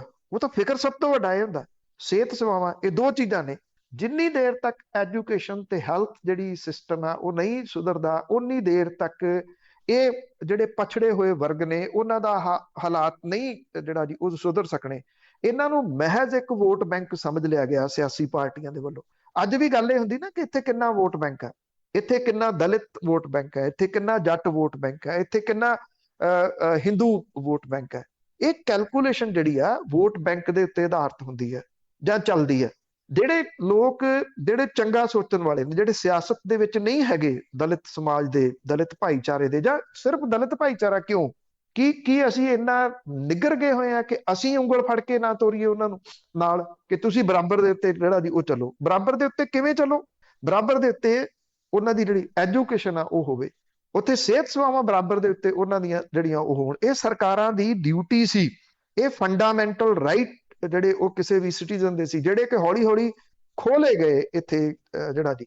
ਜਦੋਂ ਇੱਕ ਪ੍ਰਾਈਵੇਟ ਹਸਪੀਟਲ ਦਾ ਅੱਜ ਦਾ ਜਿਹੜਾ ਇੱਕ ਦਿਨ ਦਾ ਖਰਚਾ ਲੱਖਾਂ ਰੁਪਏ ਦੇ ਵਿੱਚ ਆਉਂਦਾ, ਉੱਥੇ ਹੁਣ ਇੱਕ ਮਜ਼ਦੂਰ ਜਿਹੜਾ ਵਿਚਾਰਾ ਕਿਵੇਂ ਇਲਾਜ ਕਰਾ ਲੂਗਾ ਜੀ? ਉਹ ਕਹਿੰਦਾ ਖੰਘ ਜ਼ੁਕਾਮ ਹੈ, ਕੋਈ ਨਹੀਂ ਮੈਂ ਆ ਗੋਲੀ ਜਿਹੜੀ ਲੈ ਲੈਣਾ ਮੈਂ ਠੀਕ ਹੋ ਜਾਊਗਾ। ਉਹ ਡਰਦਾ, ਕੋਰੋਨਾ ਤੋਂ ਡਰਦਾ ਵੀ ਜੇ ਕਿਤੇ ਕੋਰੋਨਾ ਨਿਕਲ ਆਇਆ ਫਿਰ ਮੈਂ ਕਿੱਧਰ ਨੂੰ ਜਾਊਂਗਾ, ਫਿਰ ਮੇਰੇ ਘਰ ਦਾ ਕੀ ਬਣੂਗਾ?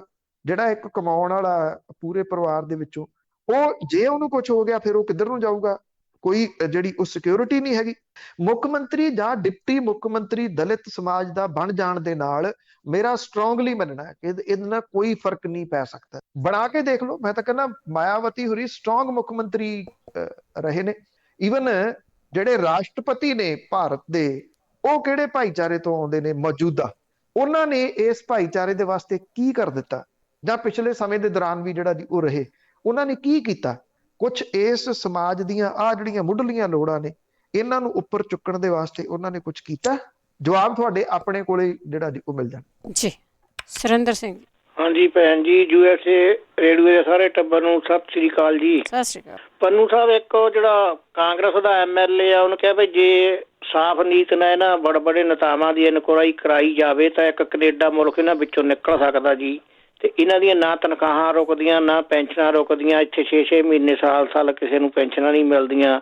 ਤੇ ਦੂਜਾ ਮੋਟਾ ਜਿਹਾ ਦੱਸੋ ਵੀ ਇਹਨਾਂ ਦਾ 1 ਮਹੀਨੇ ਦਾ ਸਾਰੇ ਜਿੰਨੇ ਪੁਰਾਣੇ ਇਹ ਪੈਨਸ਼ਨ ਲੈਂਦੇ ਜਾਂ ਹੁਣ ਮੌਜੂਦਾ ਇਹਨਾਂ ਦਾ ਕਿੰਨਾ ਕੁ ਖਰਚਾ ਹੋਊਗਾ ਜੀ ਪੰਜਾਬ ਦਾ। ਤੇ ਦੂਜਾ ਹੈਗਾ ਵੀ ਜਿਹੜਾ ਸੌਦਾ ਸਾਧ ਨੂੰ ਜ਼ਮਾਨਤ ਮਿਲੀ ਸੀ ਉਹ 48 ਘੰਟੇ ਤੋਂ ਪਹਿਲੇ ਉਹਨੂੰ ਲੈ ਗਏ, ਬਸ ਪੂਰੇ ਹੋ ਗਏ 48 ਘੰਟੇ ਉਹਦੇ ਜੀ। ਦੇਖੋ ਇਹ ਤਾਂ ਖੂਹ ਆ ਇੱਕ, ਜਿਹੜਾ ਇਹਨਾਂ ਦੀਆਂ ਪੈਨਸ਼ਨਾਂ ਤੇ ਇਹਨਾਂ ਦੇ ਭੱਤੇ ਤੇ ਇਹਨਾਂ ਦੀਆਂ ਤਨਖਾਹਾਂ ਇੰਨੀਆਂ ਚੋਰ ਮੋਰੀਆਂ ਨੇ। ਐਗਜ਼ੈਕਟ ਜਿਹੜਾ ਇਹ ਕਿੱਥੋਂ ਲੈਂਦੇ ਨੇ। ਤੁਹਾਨੂੰ ਯਾਦ ਹੋਣਾ ਜਦੋਂ 10 ਸਾਲ ਸੱਤਾ ਦੇ ਵਿੱਚ ਸੀ ਅਕਾਲੀ ਦਲ ਵਾਲੇ, ਉਦੋਂ RTI ਦੇ ਤਹਿਤ ਕੁਝ ਜਿਹੜੀਆਂ ਉਹ ਚੀਜ਼ਾਂ ਨਿਕਲੀਆਂ ਸੀ ਕਿ ਕਿੰਨੀ ਗੱਡੀ ਚੱਲਦੀ ਹੈ। ਜਿਹੜੇ ਸ਼੍ਰੋਮਣੀ ਗੁਰਦੁਆਰਾ ਪ੍ਰਬੰਧਕ ਕਮੇਟੀ ਦੇ ਪ੍ਰਧਾਨ ਸੀਗੇ ਮੱਕੜ ਸਾਹਿਬ ਹੁੰਦੇ ਸੀਗੇ, ਉਦੋਂ ਵੀ ਮੈਂ ਗੱਲ ਕਹੀ ਵੀ ਜੇ ਇੱਟਾਂ ਦੇ ਉੱਤੇ ਚੜਾ ਕੇ ਗੱਡੀ ਖੜੀ ਕਰ ਦਿਓ ਤੇ ਉਹਨੂੰ ਘੁਮਾਈ ਚੱਲੋ ਸਾਰੀ ਦਿਹਾੜੀ, ਫਿਰ ਵੀ ਉਹ ਇੰਨੀ ਮਾਈਲੇਜ ਨਹੀਂ ਦੇ ਸਕਦੀ ਜਿੰਨੇ ਪੈਸੇ ਉਹ ਲਈ ਜਾਂਦੇ ਸੀਗੇ। ਇਹੀ ਹਾਲ MLAs ਦਾ ਹੈ, ਸੱਤਾਧਾਰੀਆਂ ਦਾ ਜਿਹੜਾ ਉਹ ਹੈ। ਉਹਨਾਂ ਨੇ ਕੋਈ ਨਾ ਕੋਈ ਹੋਰ ਚੋਰ ਮੋਰੀ ਜਿਹੜੀ ਆ ਉਹ ਕੱਢ ਲੈਣੀ ਹੈ। ਜਦੋਂ 17 ਦੇ ਵਿੱਚ ਵੋਟਾਂ ਪਈਆਂ ਨੇ, ਕਿਉਂਕਿ ਉਦੋਂ ਸਮਾਂ ਬੜਾ ਲੰਬਾ ਸੀਗਾ ਨਤੀਜਿਆਂ ਦਾ, ਉਹਨਾਂ ਨਤੀਜਿਆਂ ਦੇ ਦੌਰਾਨ ਪਤਾ ਤਾਂ ਪ੍ਰਕਾਸ਼ ਸਿੰਘ ਬਾਦਲ ਹੋਰਾਂ ਨੂੰ ਲੱਗ ਗਿਆ ਸੀ ਕਿ ਸਾਡੀ ਸੱਤਾ ਜਾ ਰਹੀ ਹੈ। ਉਹਦੇ ਦੌਰਾਨ ਉਹ ਭੱਜ ਕੇ ਅਮਰੀਕਾ ਦੇ ਵਿੱਚ ਆਪਣਾ ਚੈੱਕਅਪ ਕਰਾਉਣ ਦੇ ਵਾਸਤੇ ਚਲੇ ਗਏ ਵੀ ਮੁੜ ਕੇ ਪੱਲਿਓਂ ਥੋੜੀ ਖਰਚਾਂਗੇ, ਇਹ ਤਾਂ ਪੈ ਜਾਣਾ ਸਰਕਾਰ ਦੇ ਸਿਰ ਦੇ ਉੱਤੇ, ਸਰਕਾਰ ਨੂੰ ਬੋਝ ਪਾ ਦਿਓ। ਬੀਬੀ ਸੁਰਿੰਦਰ ਕੌਰ ਬਾਦਲ ਹੋਰਾਂ ਦਾ ਇਲਾਜ ਜਿਹੜਾ ਸੀਗਾ ਉਹ ਅਮਰੀਕਾ ਤੋਂ ਹੋਇਆ, ਔਰ ਉਹ ਸਾਰਾ ਖਰਚਾ ਜਿਹੜਾ ਸੀ ਉਹ ਸਰਕਾਰ ਨੂੰ ਪਿਆ। ਕੋਈ ਇੱਕ ਚੋਰ ਮੋਰੀ ਹੋਵੇ ਤਾਂ ਉਹ ਤੁਹਾਨੂੰ ਹਿਸਾਬ ਲਾ ਕੇ ਦੱਸਦੀ ਹੈ ਵੀ ਇੰਨੇ ਕੁ ਜਾਂਦੇ ਨੇ। 5 ਪੈਨਸ਼ਨਾਂ, ਜਿੰਨੀ ਵਾਰੀ ਜਿੱਤੇ ਉਨੀ ਵਾਰੀ ਪੈਨਸ਼ਨ, ਜਿੰਨੀ ਵਾਰੀ ਮੰਤਰੀ ਬਣੇ ਉਹ ਸੈਪਰੇਟ ਜਿਹੜੀ ਉਹ ਪੈਨਸ਼ਨ, ਭੱਤੇ, ਜਿਹੜੇ ਤੇਲ ਦਾ ਖਰਚਾ, ਬਿਜਲੀ ਦਾ ਖਰਚਾ, ਰਹਿਣ ਦਾ ਖਰਚਾ, ਹਰ ਚੀਜ਼ ਜਿਹੜੀ ਆ ਉਹ ਪਾਈ ਜਾ ਰਹੀ ਹੈ। ਇੱਕ ਕੈਨੇਡਾ ਥੋੜੀ ਜੀ, ਕਈ ਕੈਨੇਡਾ ਨਿਕਲ ਸਕਦੇ ਆ ਉਹਨਾਂ ਦੇ ਵਿੱਚੋਂ। ਤਾਂ ਸਵਾਲ ਇਹੀ ਫੇਰ ਆ ਜਾਂਦਾ ਹੈ ਕਿ ਇਹ ਕਿਵੇਂ ਰੁਕੇ, ਇਹ ਰੋਕਿਆ ਕਿਵੇਂ ਜਾਵੇ, ਕੌਣ ਆਵੇ ਜਿਹੜਾ ਜੀ ਇਹਨੂੰ ਆਵੇ ਤੇ ਇਹਨੂੰ ਆ ਕੇ ਜਿਹੜਾ ਉਹ ਸਹੀ ਕਰੇ। ਜਿੰਨੀ ਦੇਰ ਤੱਕ ਕੋਈ ਨੀਤ ਵਾਲਾ ਬੰਦਾ ਨਹੀਂ ਆ ਜਾਂਦਾ ਜਿਹੜਾ ਇਹ ਸੋਚ ਕੇ ਕੰਮ ਕਰੇ ਕਿ ਮੈਂ ਇੱਕ ਵਾਰੀ ਬਣਨਾ, ਦੂਜੀ ਵਾਰੀ ਨਾ ਬਣਾਇਓ, ਪਰ ਮੈਂ ਇੱਕ ਵਾਰੀ ਐ ਤੱਕੜੇ ਵਰਗੇ ਜਿਹੜਾ ਜੀ ਉਹ ਸਿੱਧੇ ਕਰ ਦੂੰਗਾ। ਇੰਪੋਸੀਬਲ ਕੁਝ ਨਹੀਂ ਹੁੰਦਾ, ਪੋਸੀਬਲ ਹੋ ਸਕਦਾ ਜਿਹੜਾ ਕਿ ਵਧਾਵੇ, ਜਿਹੜੇ ਰੈਵਨਿਊ ਆ ਉਹ ਵਧਾਵੇ। ਰੈਵਨਿਊ ਹੁਣ ਕਿੱਥੋਂ ਵਧੇ? ਆ ਬਾਦਲ ਪਿੰਡ ਦੇ ਵਿੱਚ ਸ਼ਰਾਬ ਦੀ ਫੈਕਟਰੀ ਫੜੀ ਗਈ ਹੈ, ਕਿੱਡੀ ਵੱਡੀ ਫੈਕਟਰੀ ਆ। ਇੱਥੇ 2 ਦਿਨ ਤਾਂ ਮੈਂ ਜਿਹੜਾ ਜੀ ਉਹ ਸਾਂਝਾ ਕੀਤਾ ਪੰਜਾਬੀ ਰੇਡੀਓ USA, ਤੁਸੀਂ ਹੈਰਾਨ ਹੋਵੋਗੇ ਇੱਥੇ ਅਖਬਾਰਾਂ ਦੇ ਵਿੱਚ ਖਬਰ ਹੀ ਨਹੀਂ, ਕਿਤੇ ਕਿਸੇ ਚੈਨਲ ਦੇ ਉੱਤੇ ਕੋਈ ਖਬਰ ਨਹੀਂ। ਪਹਿਲਾਂ ਮਾੜੀ ਜੀ ਖਬਰ ਆਈ, ਉਹ ਨਾਲ ਦੀ ਨਾਲ ਜਿਹੜੀ ਉਹ ਰੋਕ ਲਈ ਗਈ। ਕਿਉਂ? ਕਿਉਂਕਿ ਉਹਦੇ ਵਿੱਚ ਵੱਡੇ ਲੋਕ ਸੀ। ਇਹੋ ਜਿਹੀਆਂ ਫੈਕਟਰੀਆਂ ਸ਼ੰਭੂ ਵੀ ਫੜੀਆਂ ਗਈਆਂ ਸੀ, ਇਹੋ ਜਿਹੀਆਂ ਫੈਕਟਰੀਆਂ ਰਾਜਪੁਰੇ ਵੀ ਫੜੀਆਂ ਗਈਆਂ ਸੀ। ਤਰਨਤਾਰਨ ਤੇ ਜਿਹੜੇ ਅੰਮ੍ਰਿਤਸਰ ਡਿਸਟ੍ਰਿਕਟ ਦੇ ਕੁਝ MLAs ਦਾ ਨਾਂ ਉਦੋਂ ਵੀ ਆਇਆ ਸੀ। ਹੁਣ ਉਹ ਕਿਹਨਾਂ ਦਾ ਬੰਦਾ ਜਿਹੜਾ ਉਹ ਸਭ ਨੂੰ ਪਤਾ।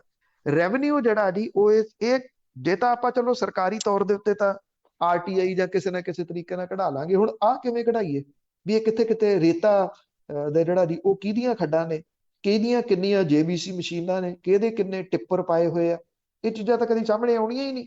ਇਹ ਤਾਂ ਲੁੱਟ ਕੇ ਜਿਹੜਾ ਜੀ ਉਹ ਸਿਆਸਤਦਾਨ ਐਨ ਚਰੂੜ ਗਏ। ਮੈਂ ਤਾਂ ਕਿਸੇ ਨਾਲ ਹੱਸਦਾ ਸੀਗਾ ਵੀ ਜੇ ਅੱਗੋਂ ਕੁਝ ਤਬਦੀਲੀ ਹੋਈ ਤੇ ਉਹਨਾਂ ਵਾਸਤੇ ਬਚੂਗਾ ਕੀ? ਇੱਥੇ ਕੁਝ ਵੀ ਨਹੀਂ ਬਚਣਾ ਜੀ। ਜਿਹੜਾ ਆਪਣੇ ਗੰਨੇ ਦਾ ਰੌਹ ਨਿਕਲਦਾ, ਤੁਸੀਂ ਦੇਖਿਆ ਹੋਣਾ ਵੇਲਣੇ 'ਚ, ਉਹਨੂੰ ਪੀੜ ਕੇ ਕਿਹੋ ਜਿਹਾ ਹਾਲਾਤ ਜਿਹੜਾ ਉਹਦਾ ਕਰ ਦਿੰਦੇ ਨਾ, ਜਿਹੜਾ ਫੂਸ ਬਾਕੀ ਰਹਿ ਜਾਂਦਾ, ਉਹੋ ਜਿਹੇ ਹਾਲਾਤ ਇਸ ਵੇਲੇ ਪੰਜਾਬ ਦਾ ਜਿਹੜਾ ਹੋ ਚੁੱਕਿਆ ਹੋਇਆ। ਔਰ ਉਹਨੂੰ ਤੁਸੀਂ ਜਦੋਂ ਮਰਜ਼ੀ ਮਾੜੀ ਜੀ ਹਵਾ ਲਵਾ ਕੇ ਭੱਠੀ ਜਵਾਲ ਲਓ, ਇੰਨਾ ਕੁ ਸੁੱਕਿਆ ਹੁੰਦਾ। ਇਸ ਟਾਈਪ ਦਾ ਜਿਹੜਾ ਉਹ ਹੋ ਚੁੱਕਿਆ ਹੋਇਆ, ਪਰ ਅਜੇ ਵੀ ਚਰੁੰਡਣ ਦੀ ਪੂਰੀ ਕੋਸ਼ਿਸ਼ ਹੈ। ਜੇ ਅੱਜ ਵੀ ਇੰਨੇ ਮਾੜੇ ਹਾਲਾਤਾਂ ਦੇ ਵਿੱਚ ਇਲੈਕਸ਼ਨ ਦੇ ਵਰ੍ਹੇ ਦੇ ਵਿੱਚ ਐਡੀ ਵੱਡੀ ਫੈਕਟਰੀ ਫੜੀ ਜਾਵੇ, ਮੇਰੀ ਜਾਣਕਾਰੀ ਦੇ ਮੁਤਾਬਕ ਉੱਥੋਂ 20 ਦੇ ਕਰੀਬ ਜਿਹੜੇ ਟਰੱਕ ਨੇ ਉਹ ਤੋਰੇ ਨੇ।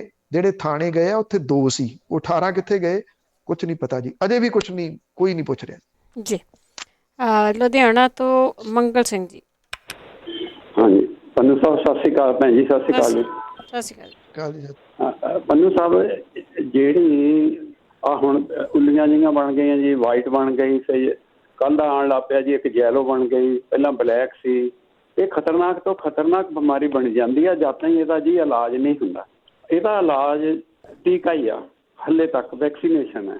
ਮੈਨੂੰ ਦੱਸਿਓ, ਜਿੱਦਾਂ ਇਹਨਾਂ ਨੇ ਡੀਸੈਂਟਰਲਾਈਜ਼ ਕਰਨ ਦੀ ਕੋਸ਼ਿਸ਼ ਕੀਤੀ ਸੀ ਵੀ ਸਟੇਟਸ ਆਪਣੇ ਤਰੀਕੇ ਨਾਲ ਖਰੀਦ ਲੈਣ, ਇਹ ਮੈਨੂੰ ਲੱਗਦਾ ਇੱਕ ਬਹੁਤ ਸੌਖਾ ਤੇ ਵਧੀਆ ਤਰੀਕਾ ਹੈਗਾ ਆ, ਅਗਰ ਇਸ ਨੂੰ ਤਰੀਕੇ ਜਿਹੇ ਦੇ ਨਾਲ ਕਰ ਦੇਣ। ਕਿਉਂਕਿ ਕਿਸੇ ਤਰ੍ਹਾਂ ਸੈਂਟਰ ਗੌਰਮੈਂਟ ਇਹਨੂੰ ਸਟ੍ਰੀਮਲਾਈਨ ਕਰ ਦੇ, ਸਟੇਟਾਂ ਖਰੀਦ ਲੈਣ, ਚਾਹੇ ਉਹ ਬਾਰਡਰ ਤੇ ਲਾਣ, ਚਾਹੇ ਕਿਸੇ ਤੇ ਤਰ੍ਹਾਂ ਲਾਣ। ਕੋਈ ਇਸ ਤਰ੍ਹਾਂ ਦਾ ਮੈਨੂੰ ਸੋਚ ਕੇ ਦੱਸਿਓ। ਹੋ ਸਕਦਾ ਹੈ ਇਹ ਥੋੜੀ ਸਟੇਟ ਖਰੀਦ ਹੀ ਨਹੀਂ ਸਕਦੀ, ਮੋਹਰੇ ਫਰਮਾ ਨਾ ਕਰਦੇ, ਥੋੜਾ ਜਿਹਾ ਜਿਹੜੇ ਇਹਨਾਂ ਦੇ ਰਿਕੁਆਇਰਮੈਂਟ ਹੈ ਇਹਨੂੰ ਥੋੜਾ ਜਿਹਾ ਭਾਵੇਂ ਸੈਂਟਰ ਦੇ ਕਿਸੇ ਬੰਦੇ ਦੇ ਥਰੂ ਭੇਜ ਦੇਣ। ਇਸ ਤੇ ਕਮੈਂਟ ਦੇਣਾ ਸਰ। Thank you. ਦੇਖੋ, ਜਿਹੜੀ ਗੱਲ ਤੁਸੀਂ ਅਖੀਰ ਦੇ ਵਿੱਚ ਕਹੀ ਹੈ, ਇਹ ਪੋਸੀਬਲ ਤਾਂ ਹੋ ਸਕਦੇ ਆ ਇਹਦੇ ਵਿੱਚ ਜਿਹੜਾ ਵਿੱਚ ਵਿਚਾਲੇ ਹੈ ਨਾ ਜੀ, ਉਹ ਸੈਂਟਰ ਹੋਵੇ।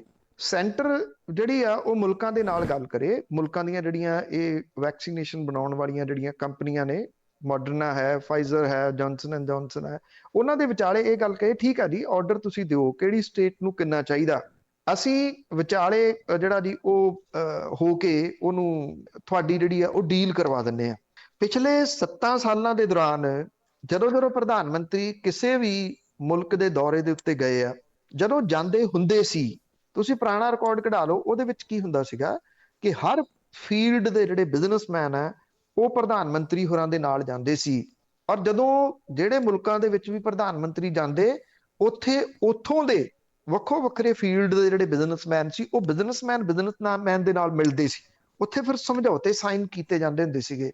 ਇੱਥੇ ਕੌਣ ਜਾਂਦਾ ਰਿਹਾ ਇਹਦੇ ਦੌਰਾਨ? ਨਾ ਤਾਂ ਮੀਡੀਆ ਵਾਲਾ ਕੋਈ ਜਿਹੜਾ ਜੀ ਉਹ ਜਾਂਦਾ ਰਿਹਾ, ਨਾ ਆ ਕੇ ਕੋਈ ਪ੍ਰੈਸ ਬਰੀਫ ਕਰਨੀ ਹੈ, ਨਾ ਰਸਤੇ 'ਚ ਕਰਨੀ ਹੈ, ਨਾ ਉੱਥੇ ਜਾ ਕੇ ਕਰਨੀ ਹੈ, ਨਾ ਰਾਸ਼ਟਰਪਤੀ ਨੂੰ ਦੱਸਣਾ ਅਸੀਂ ਕੀ ਕਰਕੇ ਆਏ। ਸ਼੍ਰੀਮਾਨ ਜੀ ਇਹ ਸਾਰਾ ਕੁਝ ਨਿਬੇੜ ਹੀ ਦਿੱਤਾ ਗਿਆ। ਜਦੋਂ ਨਿਬੇੜ ਹੀ ਦਿੱਤਾ ਗਿਆ, 2 ਬੰਦੇ ਤੁਹਾਡੇ ਕੋਲੇ ਰਹਿ ਗਏ ਜਿਹੜੇ ਅਮੀਰ ਹੋ ਰਹੇ ਨੇ। ਜਦੋਂ ਇਸ ਵੇਲੇ ਲੋਕਡਾਊਨ ਲੱਗਿਆ ਹੋਇਆ, ਕੋਈ ਬਿਜ਼ਨਸ ਚੱਲ ਨਹੀਂ ਰਿਹਾ, ਉਹ ਕਿਵੇਂ ਅਮੀਰ ਹੋਈ ਜਾਂਦੇ ਆ? ਉਹ ਇੱਥੋਂ ਹੀ ਜਿਹੜੇ ਉਹ ਅਮੀਰ ਹੋਈ ਜਾ ਰਹੇ ਆ ਨਾ। ਇਹ ਢਾਂਚਾ ਜਿਹੜਾ ਸੀਗਾ ਨਾ ਜੀ, ਉਹਨੂੰ ਖੋਰਾ ਲੱਗ ਗਿਆ। ਹੁਣ ਤੁਸੀਂ ਇੱਕਦਮ, ਇਹਨਾਂ ਨੇ ਇਹ ਥੋੜੀ ਸੋਚਿਆ ਸੀਗਾ ਕਿ ਇਦਾਂ ਦਾ ਕੋਈ ਜਿਹੜਾ ਜੀ ਉਹ ਮਹਾਮਾਰੀ ਆ ਜਾਊਗੀ ਤੇ ਫਸ ਜਾਣਗੇ। ਹੁਣ ਪਤਾ ਨਹੀਂ ਲੱਗ ਰਿਹਾ ਕਿ ਕੀਤਾ ਕੀ ਜਾਵੇ। ਉੱਥੇ ਜਾਂ ਤਾਂ ਕਿਸੇ ਦੀ ਮੰਨਣੀ ਹੋਵੇ ਤਾਂ ਹੁਣ ਕੇਜਰੀਵਾਲ ਦੀ ਗੱਲ ਤੁਸੀਂ ਉਂਝ ਛੱਡ ਦਿਓ, ਉਹਦੀ ਕਿਹੜੀ ਪਾਰਟੀ ਆ, ਉਹ ਕੀ ਕਹਿੰਦਾ ਕੀ ਨਹੀਂ, ਉਹਦੇ ਨਾਲ ਤੁਸੀਂ ਸਹਿਮਤ ਹੋ ਜਾਂ ਨਹੀਂ ਸਹਿਮਤ, ਉਹ ਸਾਈਡ ਤੇ ਕਰ ਦਿਓ। ਉਹ ਕਹਿੰਦਾ 16 ਕੰਪਨੀਆਂ ਇਹ ਵੈਕਸੀਨੇਸ਼ਨ ਜਿਹੜਾ ਵੈਕਸੀਨ ਬਣਾ ਸਕਦੀਆਂ ਨੇ ਔਰ 25 ਕਰੋੜ ਮਹੀਨੇ ਦੀ ਬਣ ਸਕਦੀ ਹੈ। ਆਫਟਰ ਆਲ ਉਹ ਇੱਕ ਆਫੀਸਰ ਤੌਰ ਦੇ ਉੱਤੇ ਉਹ ਛੱਡ ਕੇ ਆਇਆ ਹੋਇਆ, ਕੋਈ 5-6 ਪੜਿਆ ਤਾਂ ਹੈ ਨਹੀਂਗਾ ਵੀ ਐਵੇਂ ਬਹਿ ਗਿਆ ਗੱਦੀ ਦੇ ਉੱਤੇ ਉਹਦਾ ਦਾ ਲੱਗ ਗਿਆ। ਜੇ ਉਹ ਕਹਿ ਰਿਹਾ ਤੇ ਉਹਦੀ ਗੱਲ ਦਾ ਜਵਾਬ ਕਿਉਂ ਨਹੀਂ ਅਜੇ ਤੱਕ ਦਿੱਤਾ? ਕਿਉਂਕਿ ਉਹ ਸਹੀ ਕਹਿ ਰਿਹਾ। ਤੁਹਾਨੂੰ ਬਾਹਰ ਜਾਣ ਦੀ ਲੋੜ ਨਹੀਂ ਪੈਣੀ। ਇੱਥੇ 2 ਕੰਪਨੀਆਂ ਨੂੰ ਹੀ ਤੁਸੀਂ ਸਾਰਾ ਕੁਝ ਕਿਉਂ ਦੇ ਦਿੱਤਾ ਹੋਇਆ? ਇਹ ਵੱਡਾ ਸਵਾਲ ਹੈ। ਜੇ 16 ਕੰਪਨੀਆਂ ਬਣਾ ਸਕਦੀਆਂ ਨੇ, ਤੁਹਾਨੂੰ ਕਿਉਂ ਤੁਸੀਂ ਜਾਓਗੇ 16 ਦੀਆਂ 16 ਨੂੰ ਤੁਸੀਂ ਸ਼ੇਅਰ ਕਰ ਦਿਓ। ਜਿਹੜਾ ਫਾਰਮੂਲਾ ਹੈ ਉਹ ਕੰਪਨੀਆਂ ਨੂੰ ਟੈਂਪਰੇਰੀ ਦੇ ਦਿਓ। ਡਾਕਟਰ ਮਨਮੋਹਨ ਸਿੰਘ ਹੋਰਾਂ ਨੇ ਇਹੀ ਸੁਝਾਅ ਦਿੱਤਾ ਸੀ, ਤੁਸੀਂ ਇਦਾਂ ਕਰੋ, ਕਹਿੰਦੇ 6 ਮਹੀਨੇ ਵਾਸਤੇ ਦੇ ਦਿਓ, ਸਾਲ ਵਾਸਤੇ ਦੇ ਦਿਓ, ਸਾਲ ਵਾਸਤੇ ਦੇ ਦਿਓ, ਸਾਲ ਤੋਂ ਬਾਅਦ ਉਹਨਾਂ ਤੋਂ ਫਿਰ ਵਾਪਸ ਲੈ ਲਓ ਵੀ ਹਾਂ ਠੀਕ ਹੈ ਜੀ, 2 ਹੀ ਬਣਾ ਸਕਦੀਆਂ ਨੇ। ਟੈਂਪਰੇਰੀ ਤੌਰ ਦੇ ਉੱਤੇ ਤਾਂ ਉਹਨਾਂ ਨੂੰ ਦਿਓ ਨਾ, ਤਾਂ ਕਿ ਉੱਥੋਂ ਵੈਕਸੀਨ ਜਿਹੜਾ ਉਹ ਬਣ ਸਕੇ। ਤੁਸੀਂ ਜਦੋਂ ਮੈਂ ਪਹਿਲਾਂ ਵੀ ਗੱਲ ਕੀਤੀ ਹੈ, ਜਦੋਂ ਪ੍ਰੋਵੀਜ਼ਨ ਹੀ ਹੈ ਨਹੀਂਗਾ, ਪੰਜਾਬ ਜਿਹੜਾ ਆ ਉਹ ਅਮਰੀਕਨ ਕਿਸੇ ਕੰਪਨੀ ਤੋਂ ਕਿਵੇਂ ਖਰੀਦ ਸਕਦਾ? ਜਿਸ ਦਿਨ ਇਹ ਗੱਲ ਹੋਈ ਸੀ ਮੈਂ ਉਦੋਂ ਵੀ ਇਹ ਗੱਲ ਕਹੀ ਵੀ ਇਹ ਕਿਵੇਂ ਪੋਸੀਬਲ ਹੋਊਗਾ। ਹੁਣ ਉਹ ਗੱਲ ਤੁਹਾਡੇ ਸਾਹਮਣੇ ਜਿਹੜੀ ਦੀ ਆ ਗਈ, ਕੰਪਨੀਆਂ ਨੇ ਜਵਾਬ ਦੇਤਾ। ਕੰਪਨੀਆਂ ਜਵਾਬ ਦੇਣਗੀਆਂ ਜੀ, ਕੰਪਨੀਆਂ ਇਸ ਕਰਕੇ ਜਵਾਬ ਦੇਣਗੀਆਂ, ਇਸ ਚੀਜ਼ ਦੀ ਪ੍ਰੋਵੀਜ਼ਨ ਹੀ ਹੈ ਨਹੀਂ। ਉਹ ਕੰਪਨੀਆਂ ਉਹ ਨੇ, ਕੋਈ ਇਹ ਥੋੜੀ ਹੈ ਜੀ ਮੈਂ ਪੰਸਾਰੀ ਦੀ ਹੱਟੀ ਤੋਂ ਜਿਹੜਾ ਲੈਣ ਜਾਣਾ, ਜਿਹੜੀ ਮੇਰੇ ਮਹੱਲੇ 'ਚ ਆ ਜਾਂ 2 ਮਹੱਲੇ ਛੱਡ ਕੇ ਆ। ਉਹ ਕੰਪਨੀਆਂ ਜਿਹੜੀਆਂ ਨੇ ਉਹ ਕੋਈ ਰੂਲ ਰੈਗੂਲੇਸ਼ਨ ਦੇ ਉੱਤੇ ਚੱਲਦੀਆਂ ਨੇ। ਉਹ ਕਹਿੰਦੀਆਂ ਜੀ ਇਹਦੇ ਵਿੱਚ ਰੂਲ ਦੇ ਵਿੱਚ ਲਿਖਿਆ ਹੋਇਆ, ਅਸੀਂ ਇਹਦੇ ਤੇ ਟਸ ਤੋਂ ਮਸ ਨਹੀਂ ਹੋ ਸਕਦੇ, ਨਾ ਉਹ ਹੋਣਗੇ ਜੀ, ਨਾ ਇਹਦੇ ਵਿੱਚ ਉਹਨਾਂ ਦਾ ਕਸੂਰ ਹੈ ਜੀ। ਅਗਲੇ ਕਾਲਰ ਨੇ ਸਾਡੇ ਬੂਟਾ ਸਿੰਘ। ਹਾਂਜੀ, ਭੈਣ ਬਲਵਿੰਦਰ ਕੌਰ ਜੀ ਤੇ ਸਰਦਾਰ ਬਲਤੇਜ ਸਿੰਘ ਜੀ ਪੰਨੂ ਤੇ ਪੰਜਾਬੀ ਰੇਡੀਓ ਦੇ ਸਾਰੇ ਸੁਣਨ ਵਾਲੇ ਸਰੋਤਿਆਂ ਨੂੰ ਵਾਹਿਗੁਰੂ ਜੀ ਕਾ ਖਾਲਸਾ, ਵਾਹਿਗੁਰੂ ਜੀ ਕੀ ਫਤਿਹ ਜੀ। ਅੱਛਾ ਜੀ, ਪਹਿਲਾਂ ਤਾਂ ਆਪਾਂ ਨਾ ਉਹ ਜਿਹੜਾ ਅੱਜ ਰਾਮਦੇਵ ਵਾਲੀ ਜਿਹੜੀ ਕੋਵਿਡਸ਼ੀਲਡ ਬਣਾਈ ਆ ਨਾ, ਉਹ 'ਚ ਡਾਕਟਰ ਹਰਸ਼ਵਰਧਨ ਸਿਹਤ ਮੰਤਰੀ ਤੇ ਜਿਹੜਾ ਨਿਤਿਨ ਗਡਕਰੀ ਟਰਾਂਸਪੋਰਟ ਮੰਤਰੀ ਸੀ ਨਾ, ਤੇ ਉਹ ਗਏ ਸੀ ਦੋਨੇ। ਉਹ ਇਉਂ ਗਏ ਸੀ ਵੀ ਭਾਈ ਮੈਂ ਤਾਂ ਤੇਰੀ ਡਾਕਟਰਾਂ ਦੀਆਂ ਜਿਹੜੀਆਂ ਦੁਕਾਨਾਂ ਉਹਦੇ ਤੇ ਦਵਾਈ ਦਿਖਾਊਂਗਾ, ਤੇ ਦੂਜਾ ਕਹਿੰਦਾ ਜੀ ਟਰਾਂਸਪੋਰਟ ਰਾਹੀਂ ਤੇਰੀ ਦਵਾਈ ਉੱਥੇ ਸਸਤੀ ਕਰਾਊਂਗਾ, ਤੇ ਸਾਡਾ ਹਿੱਸਾ ਪੱਤੀ ਲੱਗ। ਤੇ ਉਹਦੇ ਨਾਲ ਜਿਹੜੀ ਡੁਪਲੀਕੇਟ ਦਵਾਈ ਉਹਦੇ ਨਾਲ ਕਾਹਦਾ ਆਰਾਮ ਆਉਣਾ? ਤਾਂ ਹੀ ਹਾਹਾਕਾਰ ਮਚਣੀ ਸੀ ਜਦੋਂ ਇਹਨਾਂ ਦੇ ਹਿੱਸੇ ਪੱਤੀਆਂ ਲੀਡਰਾਂ ਦੇ ਤੇ ਇਹਨਾਂ ਦੇ ਹੋ ਜਾਣ ਡੁਪਲੀਕੇਟਾਂ ਵਾਲਿਆਂ ਦੇ। ਤੇ ਦੂਜਾ ਨੰਬਰ ਇਹ ਆ ਜੀ ਵੀ ਜਿਹੜਾ ਕਹਿੰਦੇ ਦੈਤ ਮੁੱਖ ਮੰਤਰੀ ਬਣਨਾ, ਤੇ ਅੱਗੇ ਗਿਆਨੀ ਜੈਲ ਸਿੰਘ ਬਣੇ ਸੀ, ਉਹਨੇ ਕੀ ਕਰਤਾ ਸੀ? ਸੈਂਟਰ ਨੇ ਤਾਂ ਕੰਨ ਮਰੋੜਨਾ। ਤੇ ਬੂਟਾ ਸਿੰਘ ਗ੍ਰਹਿ ਮੰਤਰੀ ਬਣੇ, ਉਹ ਕਿਹੜਾ ਕੁਛ ਹੋ ਗਿਆ ਸੀ? ਸੈਂਟਰ ਦੇ ਜੁੰਮੇ ਹੁੰਦਾ ਸਾਰਾ ਕੰਮ। ਤੇ ਤੀਜਾ ਸਵਾਲ ਇਹ ਆ ਜੀ ਵੀ ਹੁਣ ਜਿਹੜਾ ਕੈਪਟਨ ਸਾਹਿਬ ਕਹੀ ਜਾਂਦੇ ਕਿਸਾਨਾਂ ਨੂੰ ਪਟਿਆਲੇ ਦੇ ਵਿੱਚ ਵੀ 9-9 ਲੱਖ ਲੈ ਲਓ, ਤੇ ਕੈਪਟਨ ਸਾਹਿਬ ਨੂੰ ਅਸੀਂ ਕਹਿੰਦੇ ਵੀ ਤੁਹਾਨੂੰ 10-10 ਲੱਖ ਦੇ ਦੇਣਗੇ, ਜਿਹੜੀ ਸਾਰੀ ਤੇਰੀ ਪ੍ਰਾਪਰਟੀ ਆ ਉਹਦੇ ਗਾਹਕ ਇੱਥੇ ਬਥੇਰੇ ਬੈਠੇ ਆ, ਤੇ ਕਵੇ ਖਾ ਯਾਦ ਦੇ ਦੇ ਵੀ ਉਹ ਜੇ ਉਹਨੂੰ ਇੰਨੀ ਜ਼ਿਮੀਂਦਾਰਾਂ ਦੀ ਜ਼ਮੀਨ ਮਾਰੀ ਲੱਗਦੀ ਹੈ ਜਾਂ ਉਹ ਰੋਟੀ ਖਾਂਦੇ ਵਿਚਾਰੇ ਚੰਗੇ ਨਹੀਂ ਲੱਗਦੇ। ਉਹਨਾਂ ਨੂੰ ਜਿੱਥੇ ਪਿਛਲੀਆਂ ਸਰਕਾਰਾਂ ਨੇ ਕਿੰਨੇ ਕਰੋੜ ਰੁਪਈਆ ਦਿੱਤਾ, ਤੇ ਉਹਨੇ ਨੇ ਦੇਣ ਖਾ ਸਾਰੀ ਉਮਰ ਉਹਨਾਂ ਨੇ ਟਰਾਂਸਪੋਰਟ ਕਰਕੇ ਤੇ ਆਪਦਾ ਮੁਨਾਫਾ ਕਮਾਉਣਾ ਹੈ। Thank you. ਇੱਕ ਸਵਾਲ ਰਹਿ ਗਿਆ ਜੀ ਥੋੜਾ ਜਿਹਾ, ਆ ਜਿਹੜੀ ਵਿਵਾਦਤ ਸੀ ਨਾ ਆਪਣੀ ਅਰਦਾਸ, ਉਹਦੇ 'ਚ ਹੈ ਤਾਂ ਵਿਵਾਦਿਤ ਹੀ, ਤੇ ਪਰ ਉਹਦੇ 'ਚ ਇੱਕ ਪੋਜ਼ੀਟਿਵਿਟੀ ਇਹ ਆ ਵੀ ਆਪਣੇ ਸ੍ਰੀ ਗੁਰੂ ਗ੍ਰੰਥ ਸਾਹਿਬ ਦੀ ਪਾਵਰ ਨੂੰ ਤਾਂ ਮੰਨਦੇ ਨਾ, ਵੀ ਜਿਹੜਾ ਬੂਬਨਾ ਸਾਧ ਫਿਰਦਾ ਉਹਦੇ ਮਗਰ ਕਿੰਨੇ ਲੋਕੀ ਲੱਗੇ ਆ, ਤੇ ਅਰਦਾਸ ਆ ਕੇ ਗੁਰੂ ਗ੍ਰੰਥ ਸਾਹਿਬ ਦੇ ਕਰਦੇ ਹਜ਼ੂਰੀ 'ਚ ਵੀ ਮਹਾਰਾਜ ਉਹਨਾਂ ਨੂੰ ਬਾਹਰ ਕਢਾ ਤੇ ਉਹਨਾਂ ਨੂੰ ਐਂ ਕਰ ਤੇ ਆ ਮੋਦੀ ਨੂੰ ਫਲਾਣਾ ਕਰ। ਇਹਦੇ 'ਚ ਤਾਂ ਪੋਜ਼ੀਟਿਵਿਟੀ ਤਾਂ ਹੈਗੀ ਨਾ। ਚਲੋ ਮੇਰਾ ਤਾਂ ਇੰਨਾ ਹੀ ਕਹਿਣਾ, ਤੇ ਇਹਨਾਂ ਭੈਣ ਜੀ ਤੇ ਕੀ ਤੁਹਾਡਾ ਵਿਚਾਰ ਹੈ ਜੀ ਦੱਸੋ। Thank you. ਉਹ ਤੁਹਾਡੇ ਸੁਝਾਅ ਨੇ ਸਾਰੇ ਜਿੰਨੇ ਵੀ ਤੁਸੀਂ ਸਾਂਝੇ ਕੀਤੇ, ਸਵਾਲ ਤਾਂ ਉਹ 'ਚ ਹੈ ਨਹੀਂ। ਹਾਂ, ਜਿਹੜੀ ਤੁਸੀਂ ਕਹਿੰਦੇ ਹੋ ਕਿ ਇਹਨੇ ਜਿਹੜੀ ਰਾਮਦੇਵ ਦੀ ਕੋਵਿਸ਼ੀਲਡ ਨਹੀਂ ਗੀ ਜੀ ਆਪਾਂ, ਕਿਉਂਕਿ ਕਈ ਵਾਰੀ ਆ ਕਿ 에ਅਰ ਦੇ ਉੱਤੇ ਕਹੀ ਹੋਈ ਗੱਲ ਫਿਰ ਉਹਦਾ ਕੁਝ ਹੋਰ ਹੀ ਮਤਲਬ ਹੋ ਜਾਂਦਾ। ਉਹਦੀ ਜਿਹੜੀ ਆ ਕੋਰੋਨਿਲ ਆ, ਕੋਵਿਸ਼ੀਲਡ ਜਿਹੜੀ ਆ ਉਹ ਰਾਮਦੇਵ ਦੀ ਨਹੀਂ ਗੀ। ਤੋ ਇਸ ਕਰਕੇ ਇਹ ਆਪਣੀ ਜਾਣਕਾਰੀ ਜਿਹੜੀ ਉਹ ਦਰੁਸਤ ਕਰ ਲੈਣਾ। ਬਾਕੀ ਤੁਹਾਡੇ ਸੁਝਾਅ ਨੇ ਜੀ ਜਿਹੜੇ ਵੀ ਤੁਸੀਂ ਬੋਲੇ ਨੇ, ਮੈਨੂੰ ਉਹਦੇ ਵਿੱਚ ਸਵਾਲ ਤਾਂ ਨਹੀਂ ਕੋਈ ਵੀ ਜਿਹੜਾ ਨਜ਼ਰ ਆਇਆ ਜਿਹਦਾ ਮੈਂ ਜਵਾਬ ਦੇਣਾ ਜੀ। ਅਵਤਾਰ ਸਿੰਘ ਪੰਨੂ। ਅਵਤਾਰ ਸਿੰਘ ਜੀ। ਅਜੈਬ ਸਿੰਘ ਜੀ। ਹੈਲੋ ਸਤਿ ਸ਼੍ਰੀ ਅਕਾਲ ਜੀ। ਸਤਿ ਸ਼੍ਰੀ ਅਕਾਲ। ਹਾਂਜੀ ਹਾਂਜੀ ਪੰਨੂ ਸਾਹਿਬ, ਤੁਹਾਡੇ ਕੋਲੋਂ ਅਸੀਂ ਜਾਣਕਾਰੀ ਲੈਂਦੇ ਹਾਂ। ਸਾਨੂੰ ਤੇ ਜਾਣਕਾਰੀ ਚੈਨਲਾਂ ਰਾਹੀਂ ਆਉਂਦੀ ਤੁਹਾਡੇ ਕੋਲੋਂ ਜਾਂ ਹੋਰ ਜਿਹੜੇ ਚੈਨਲ ਆਪਾਂ ਸੁਣਦੇ ਆ, ਤੇ ਤੁਸੀਂ ਵੀ ਲੋਕਾਂ ਨੂੰ ਚੈਨਲ ਜਿੰਨੇ ਵੀ ਆ ਬਹੁਤ ਲੋਕਾਂ ਨੂੰ ਜਗਾਉਣ ਦਾ ਕੰਮ ਕਰਦੇ ਆ। ਤੇ ਜਿਹੜੇ ਨਿਰਪੱਖ ਚੈਨਲ ਆ, ਜਿੱਦਾਂ ਕਿਸਾਨਾਂ ਨੇ ਵੀ ਲੋਕਾਂ ਨੂੰ ਜਗਾਇਆ ਤੇ ਸਾਡੇ ਗੁਰੂਆਂ ਨੇ ਵੀ ਲੋਕਾਂ ਨੂੰ ਜਗਾਇਆ। ਪਰ ਜੇ ਲੋਕ ਅੱਧੇ ਵੀ ਜਾਗ ਜਾਣ ਨਾ ਸਰ ਜੀ, ਫਿਰ ਜਦੋਂ ਲੋਕ ਜਾਗ ਜਾਣਗੇ ਤੇ ਫਿਰ ਆਪ ਹੀ ਇਹ ਲੀਡਰਾਂ ਨੇ ਇਹ ਲੋਕਾਂ ਨੇ ਆਪ ਹੀ ਚੰਗਿਆ ਕਰ ਲੈਣਾ ਲੀਡਰਾਂ ਨੂੰ। ਤੇ ਜਿੱਦਣ ਲੋਕ ਜਾਗ ਗਏ ਨਾ ਉਦਣ ਹੀ ਇਹਨਾਂ ਲੀਡਰਾਂ ਨੇ ਆਪ ਹੀ ਸਿੱਧੇ ਹੋ ਜਾਣਾ। ਮੇਰਾ ਸਰ ਜੀ ਇਹ ਹੈ ਜਿੱਦਾਂ ਸਵਾਲ ਵੀ ਜਦੋਂ ਰਾਮ ਰਹੀਮ ਨੂੰ ਸਜ਼ਾ ਹੋਈ ਸੀ, ਉਹ ਜੱਜ ਨੇ ਕਿਹਾ ਸੀ ਵੀ ਇਹਨੂੰ ਪੈਰੋਲ ਨਹੀਂ ਦੇਣੀ। 2 ਸਜ਼ਾਵਾਂ ਨੂੰ ਹੋਈਆਂ ਸੀ ਡਬਲ ਕੇਸ ਵਿੱਚ। ਤੇ ਜਿੱਦਾਂ ਹੁਣ ਹਰਿਆਣੇ ਦੀ ਸਰਕਾਰ ਨੇ ਉਹਨਾਂ ਨੂੰ ਪੈਰੋਲ ਦਿੱਤੀ ਆ, ਉਹਨਾਂ ਨੇ ਚੈਲੰਜ ਵੀ ਕੀਤਾ ਕੋਰਟ ਨੂੰ। ਤੇ ਜਿੱਦਾਂ ਇਹਦੇ ਵਿੱਚ ਇੰਟਰਫੇਅਰ ਨਹੀਂ ਕਰ ਸਕਦੇ, ਕੋਰਟਾਂ ਨਹੀਂ ਕਰ ਸਕਦੀਆਂ ਵੀ ਤੁਸੀਂ ਸਾਡਾ ਜਿਹੜਾ ਸਜ਼ਾ ਸੁਣਾਈ ਤੁਸੀਂ ਸਾਡੇ ਤੋਂ ਬਾਹਰ ਜਾ ਕੇ ਉਹਨੂੰ ਪੈਰੋਲ ਦੇ ਦਿੱਤੀ ਸਰ ਜੀ। Thank you. ਦੇਖੋ ਇਸ ਤਰ੍ਹਾਂ ਹੈ ਕਿ ਇਹਨੂੰ ਜਿਹੜਾ ਜਾਂ ਸੂਓ ਮੋਟੋ ਤਾਂ ਲੈ ਸਕਦੀਆਂ ਨੇ ਅਦਾਲਤਾਂ, ਪਰ ਸੂਓ ਮੋਟੋ ਇਹੋ ਜਿਹੇ ਕੇਸ ਦੇ ਉੱਤੇ ਹੋ ਸਕਦਾ ਨਾ ਲਵੇ। ਕੋਈ ਚੈਲੰਜ ਕਰੇ ਇਹਨੂੰ ਤੇ ਦੇਖੋ ਇਹਦੇ ਵਿੱਚ ਇਹ ਨਹੀਂ ਲਿਖਿਆ ਹੋਇਆ ਕਿ ਪੈਰੋਲ ਨਹੀਂ ਮਿਲ ਸਕਦੀ। ਪੈਰੋਲ ਮਿਲ ਸਕਦੀ ਆ, ਪਰ ਉਹਦੇ ਵਿੱਚ ਨਾ ਜਿਹੜੀਆਂ ਮੈਂ ਟੈਕਨੀਕਲੀ ਜੇ ਆਪਾਂ ਦੇਖੀਏ ਤਾਂ ਇੱਕ ਤਾਂ ਇਹਦੇ ਵਿੱਚ ਉਹਨਾਂ ਨੇ ਇਹ ਲਿਖਿਆ ਹੈ, ਜਿਹੜੇ CBI ਦੇ ਜੱਜ ਸੀ, ਜਿਹੜੀ ਸਜ਼ਾ ਮਿਲੀ ਸੀ ਇਹਨੂੰ ਰੇਪ ਵਾਲੇ ਮਾਮਲੇ ਦੇ ਵਿੱਚ, ਕਿ ਇੱਕ ਜਦੋਂ ਸਜ਼ਾ ਖਤਮ ਹੁੰਦੀ ਹੈ ਫਿਰ ਦੂਜੀ ਸ਼ੁਰੂ ਹੋਣੀ ਹੈ। ਇਹ ਬਹੁਤ ਸਖਤ ਸਜ਼ਾ ਮੰਨੀ ਜਾਂਦੀ। ਜੇ ਤਾਂ ਪੈਰਲਲ ਚੱਲਦੀਆਂ ਹੁਣ ਦੋਵੇਂ ਫਿਰ ਉਹ ਇੰਨੀ ਸਖਤ ਨਹੀਂ ਮੰਨੀ ਜਾਂਦੀ। ਦੂਜਾ, ਅਜੇ 2 ਕੇਸ ਨੇ ਉਹਦੇ ਉੱਤੇ। ਇੱਕ ਤਾਂ ਮੈਨੇਜਰ ਰਣਜੀਤ ਸਿੰਘ ਦਾ ਕਤਲ ਜਿਹੜਾ ਹੋਇਆ, ਤੇ ਦੂਜਾ ਜਿਹੜੇ ਉਹਨੇ ਨਪੁੰਸਕ ਬਣਾਤੇ ਸੀਗੇ ਆਪਦੇ ਹੀ ਚੇਲੇ, ਉਹਨਾਂ ਮਾਮਲਿਆਂ ਦੇ ਉੱਤੇ ਉਹਨੂੰ ਸਜ਼ਾ ਜਾਂ ਉਹਦੇ ਕੇਸ ਦਾ ਜਿਹੜਾ ਫੈਸਲਾ ਉਹ ਹੋਣ ਵਾਲਾ। ਅਜੇ ਉਹਨਾਂ 'ਚ ਕੀ ਹੁੰਦਾ ਇਹ ਨਹੀਂ ਪਤਾ। ਜੋ ਵੀ ਜਿਹੜਾ ਹੋਊਗਾ, ਜਦੋਂ ਏਦਾਂ ਅਜੇ ਪੈਂਡਿੰਗ ਪਏ ਹੁੰਦੇ ਆ ਫਿਰ ਪੈਰੋਲ ਦੀਆਂ ਸੰਭਾਵਨਾਵਾਂ ਘੱਟ ਹੁੰਦੀਆਂ ਨੇ। ਪਰ ਇੱਕ ਉਹ ਪੰਜਾਬੀ ਦੀ ਕਹਾਵਤ ਹੈ ਨਾ, ਤਕੜੇ ਦਾ 37 ਵੀ 100। ਜਦੋਂ ਸਰਕਾਰਾਂ ਜਿਹੜੀਆਂ ਨੇ ਉਹ ਵੋਟਾਂ ਗਿਣਦੀਆਂ ਨੇ ਤੇ ਫਿਰ ਉਹ ਬਹੁਤ ਕੁਝ ਜਿਹੜਾ ਜੀ ਉਹ ਅੱਗੇ ਪਿੱਛੇ ਕਰ ਲੈਂਦੀਆਂ ਨੇ। ਇਹਨੂੰ ਹੌਲੀ ਹੌਲੀ ਇੱਕ ਵਾਰੀ ਉਹ ਲੈ ਗਏ ਉਹਦੀ ਮਾਂ ਦਾ ਪਤਾ ਲੈਣ ਰੋਹਤਕ। ਫਿਰ ਉਹ ਪਤਾ ਦੂਸਰਾ ਜਿਹੜਾ ਉਹਨੇ ਕਿਹਾ ਮੈਂ ਬਿਮਾਰ ਹਾਂ। ਉੱਥੇ ਤਕਰੀਬਨ 14-15 ਘੰਟੇ ਰਿਹਾ ਜਿਹੜੇ ਇਹ PGI ਦੇ ਵਿੱਚ। ਫਿਰ ਉਹਨਾਂ ਨੇ ਕਿਹਾ ਨਹੀਂ ਉਹ ਠੀਕ ਹੈ, ਉਹ ਜੁੜ ਗਿਆ। ਕਦੀ ਦੇਖੋ ਅਸੀਂ 2 ਵਾਰੀ ਬਾਹਰ ਕੱਢ ਕੇ ਲਗਾਏ ਸੀਗੇ, ਕੋਈ ਕਿਸੇ ਕਿਸਮ ਦੀ ਗੜਬੜ ਨਹੀਂ ਹੋਈ। ਪਹਿਲਾਂ ਇੱਕ ਸਵਾਲ ਪੁੱਛਿਆ ਸੀ ਮੈਂ, ਉਹਦਾ ਭੁੱਲ ਗਿਆ, ਵੀ 48 ਘੰਟੇ ਵਾਲਾ। 48 ਘੰਟੇ ਦੀ ਉਹਨੂੰ ਪੈਰੋਲ ਮਿਲੀ ਸੀ ਤੇ ਉਹ ਤਕਰੀਬਨ 24 ਘੰਟਿਆਂ ਦੇ ਵਿੱਚ ਅੰਦਰ ਚਲੇ ਗਿਆ। ਇਹ ਅੱਗੋਂ ਜਿਹੜੀ ਲਾਈ ਜਾਊਗੀ ਇਹ ਚੀਜ਼, ਕਹਿੰਦੀ ਦੇਖੋ 48 ਘੰਟੇ ਦੀ ਇਹਨੂੰ ਪੈਰੋਲ ਮਿਲੀ ਹੋਈ ਸੀ ਤਾਂ 24 ਘੰਟਿਆਂ ਦੇ ਵਿੱਚ ਵਾਪਸ ਆ ਗਿਆ। ਇਹ ਅੱਗੋਂ ਜਿਹੜੀ ਫਾਈਲ ਹੈ ਨਾ ਉਹਨੂੰ ਤਿਆਰ ਕੀਤਾ ਜਾ ਰਿਹਾ। ਜਦੋਂ ਅਗਲੀ ਵਾਰੀ ਉਹ ਪੈਰੋਲ ਲਈ ਅਪਲਾਈ ਕਰੂਗਾ ਤੇ ਉਹ ਲੰਬੀ ਉਹਨੂੰ ਮਿਲੂਗੀ ਪੈਰੋਲ, ਫਿਰ ਉਹ ਡੇਰੇ ਜਾਊਗਾ। ਇਹ ਇਸ ਕਰਕੇ ਉਹਦੇ ਸਾਰੀ ਜਿਹੜੀ ਉਹ ਤਿਆਰੀ ਚੱਲ ਰਹੀ ਹੈ। ਇਹ ਤਿਆਰੀ ਐਕਚੁਅਲੀ ਪੈਰੋਲ ਨਾਲੋਂ ਜ਼ਿਆਦਾ 2022 ਦੀ ਹੈ। ਉਹਦੇ ਵਿੱਚ ਜਿਹੜਾ ਜੀ ਕੋਈ ਨਾ ਕੋਈ ਸਮਝੌਤੇ ਦੇ ਤਹਿਤ ਇਹਨੂੰ ਲਿਆਂਦਾ ਗਿਆ।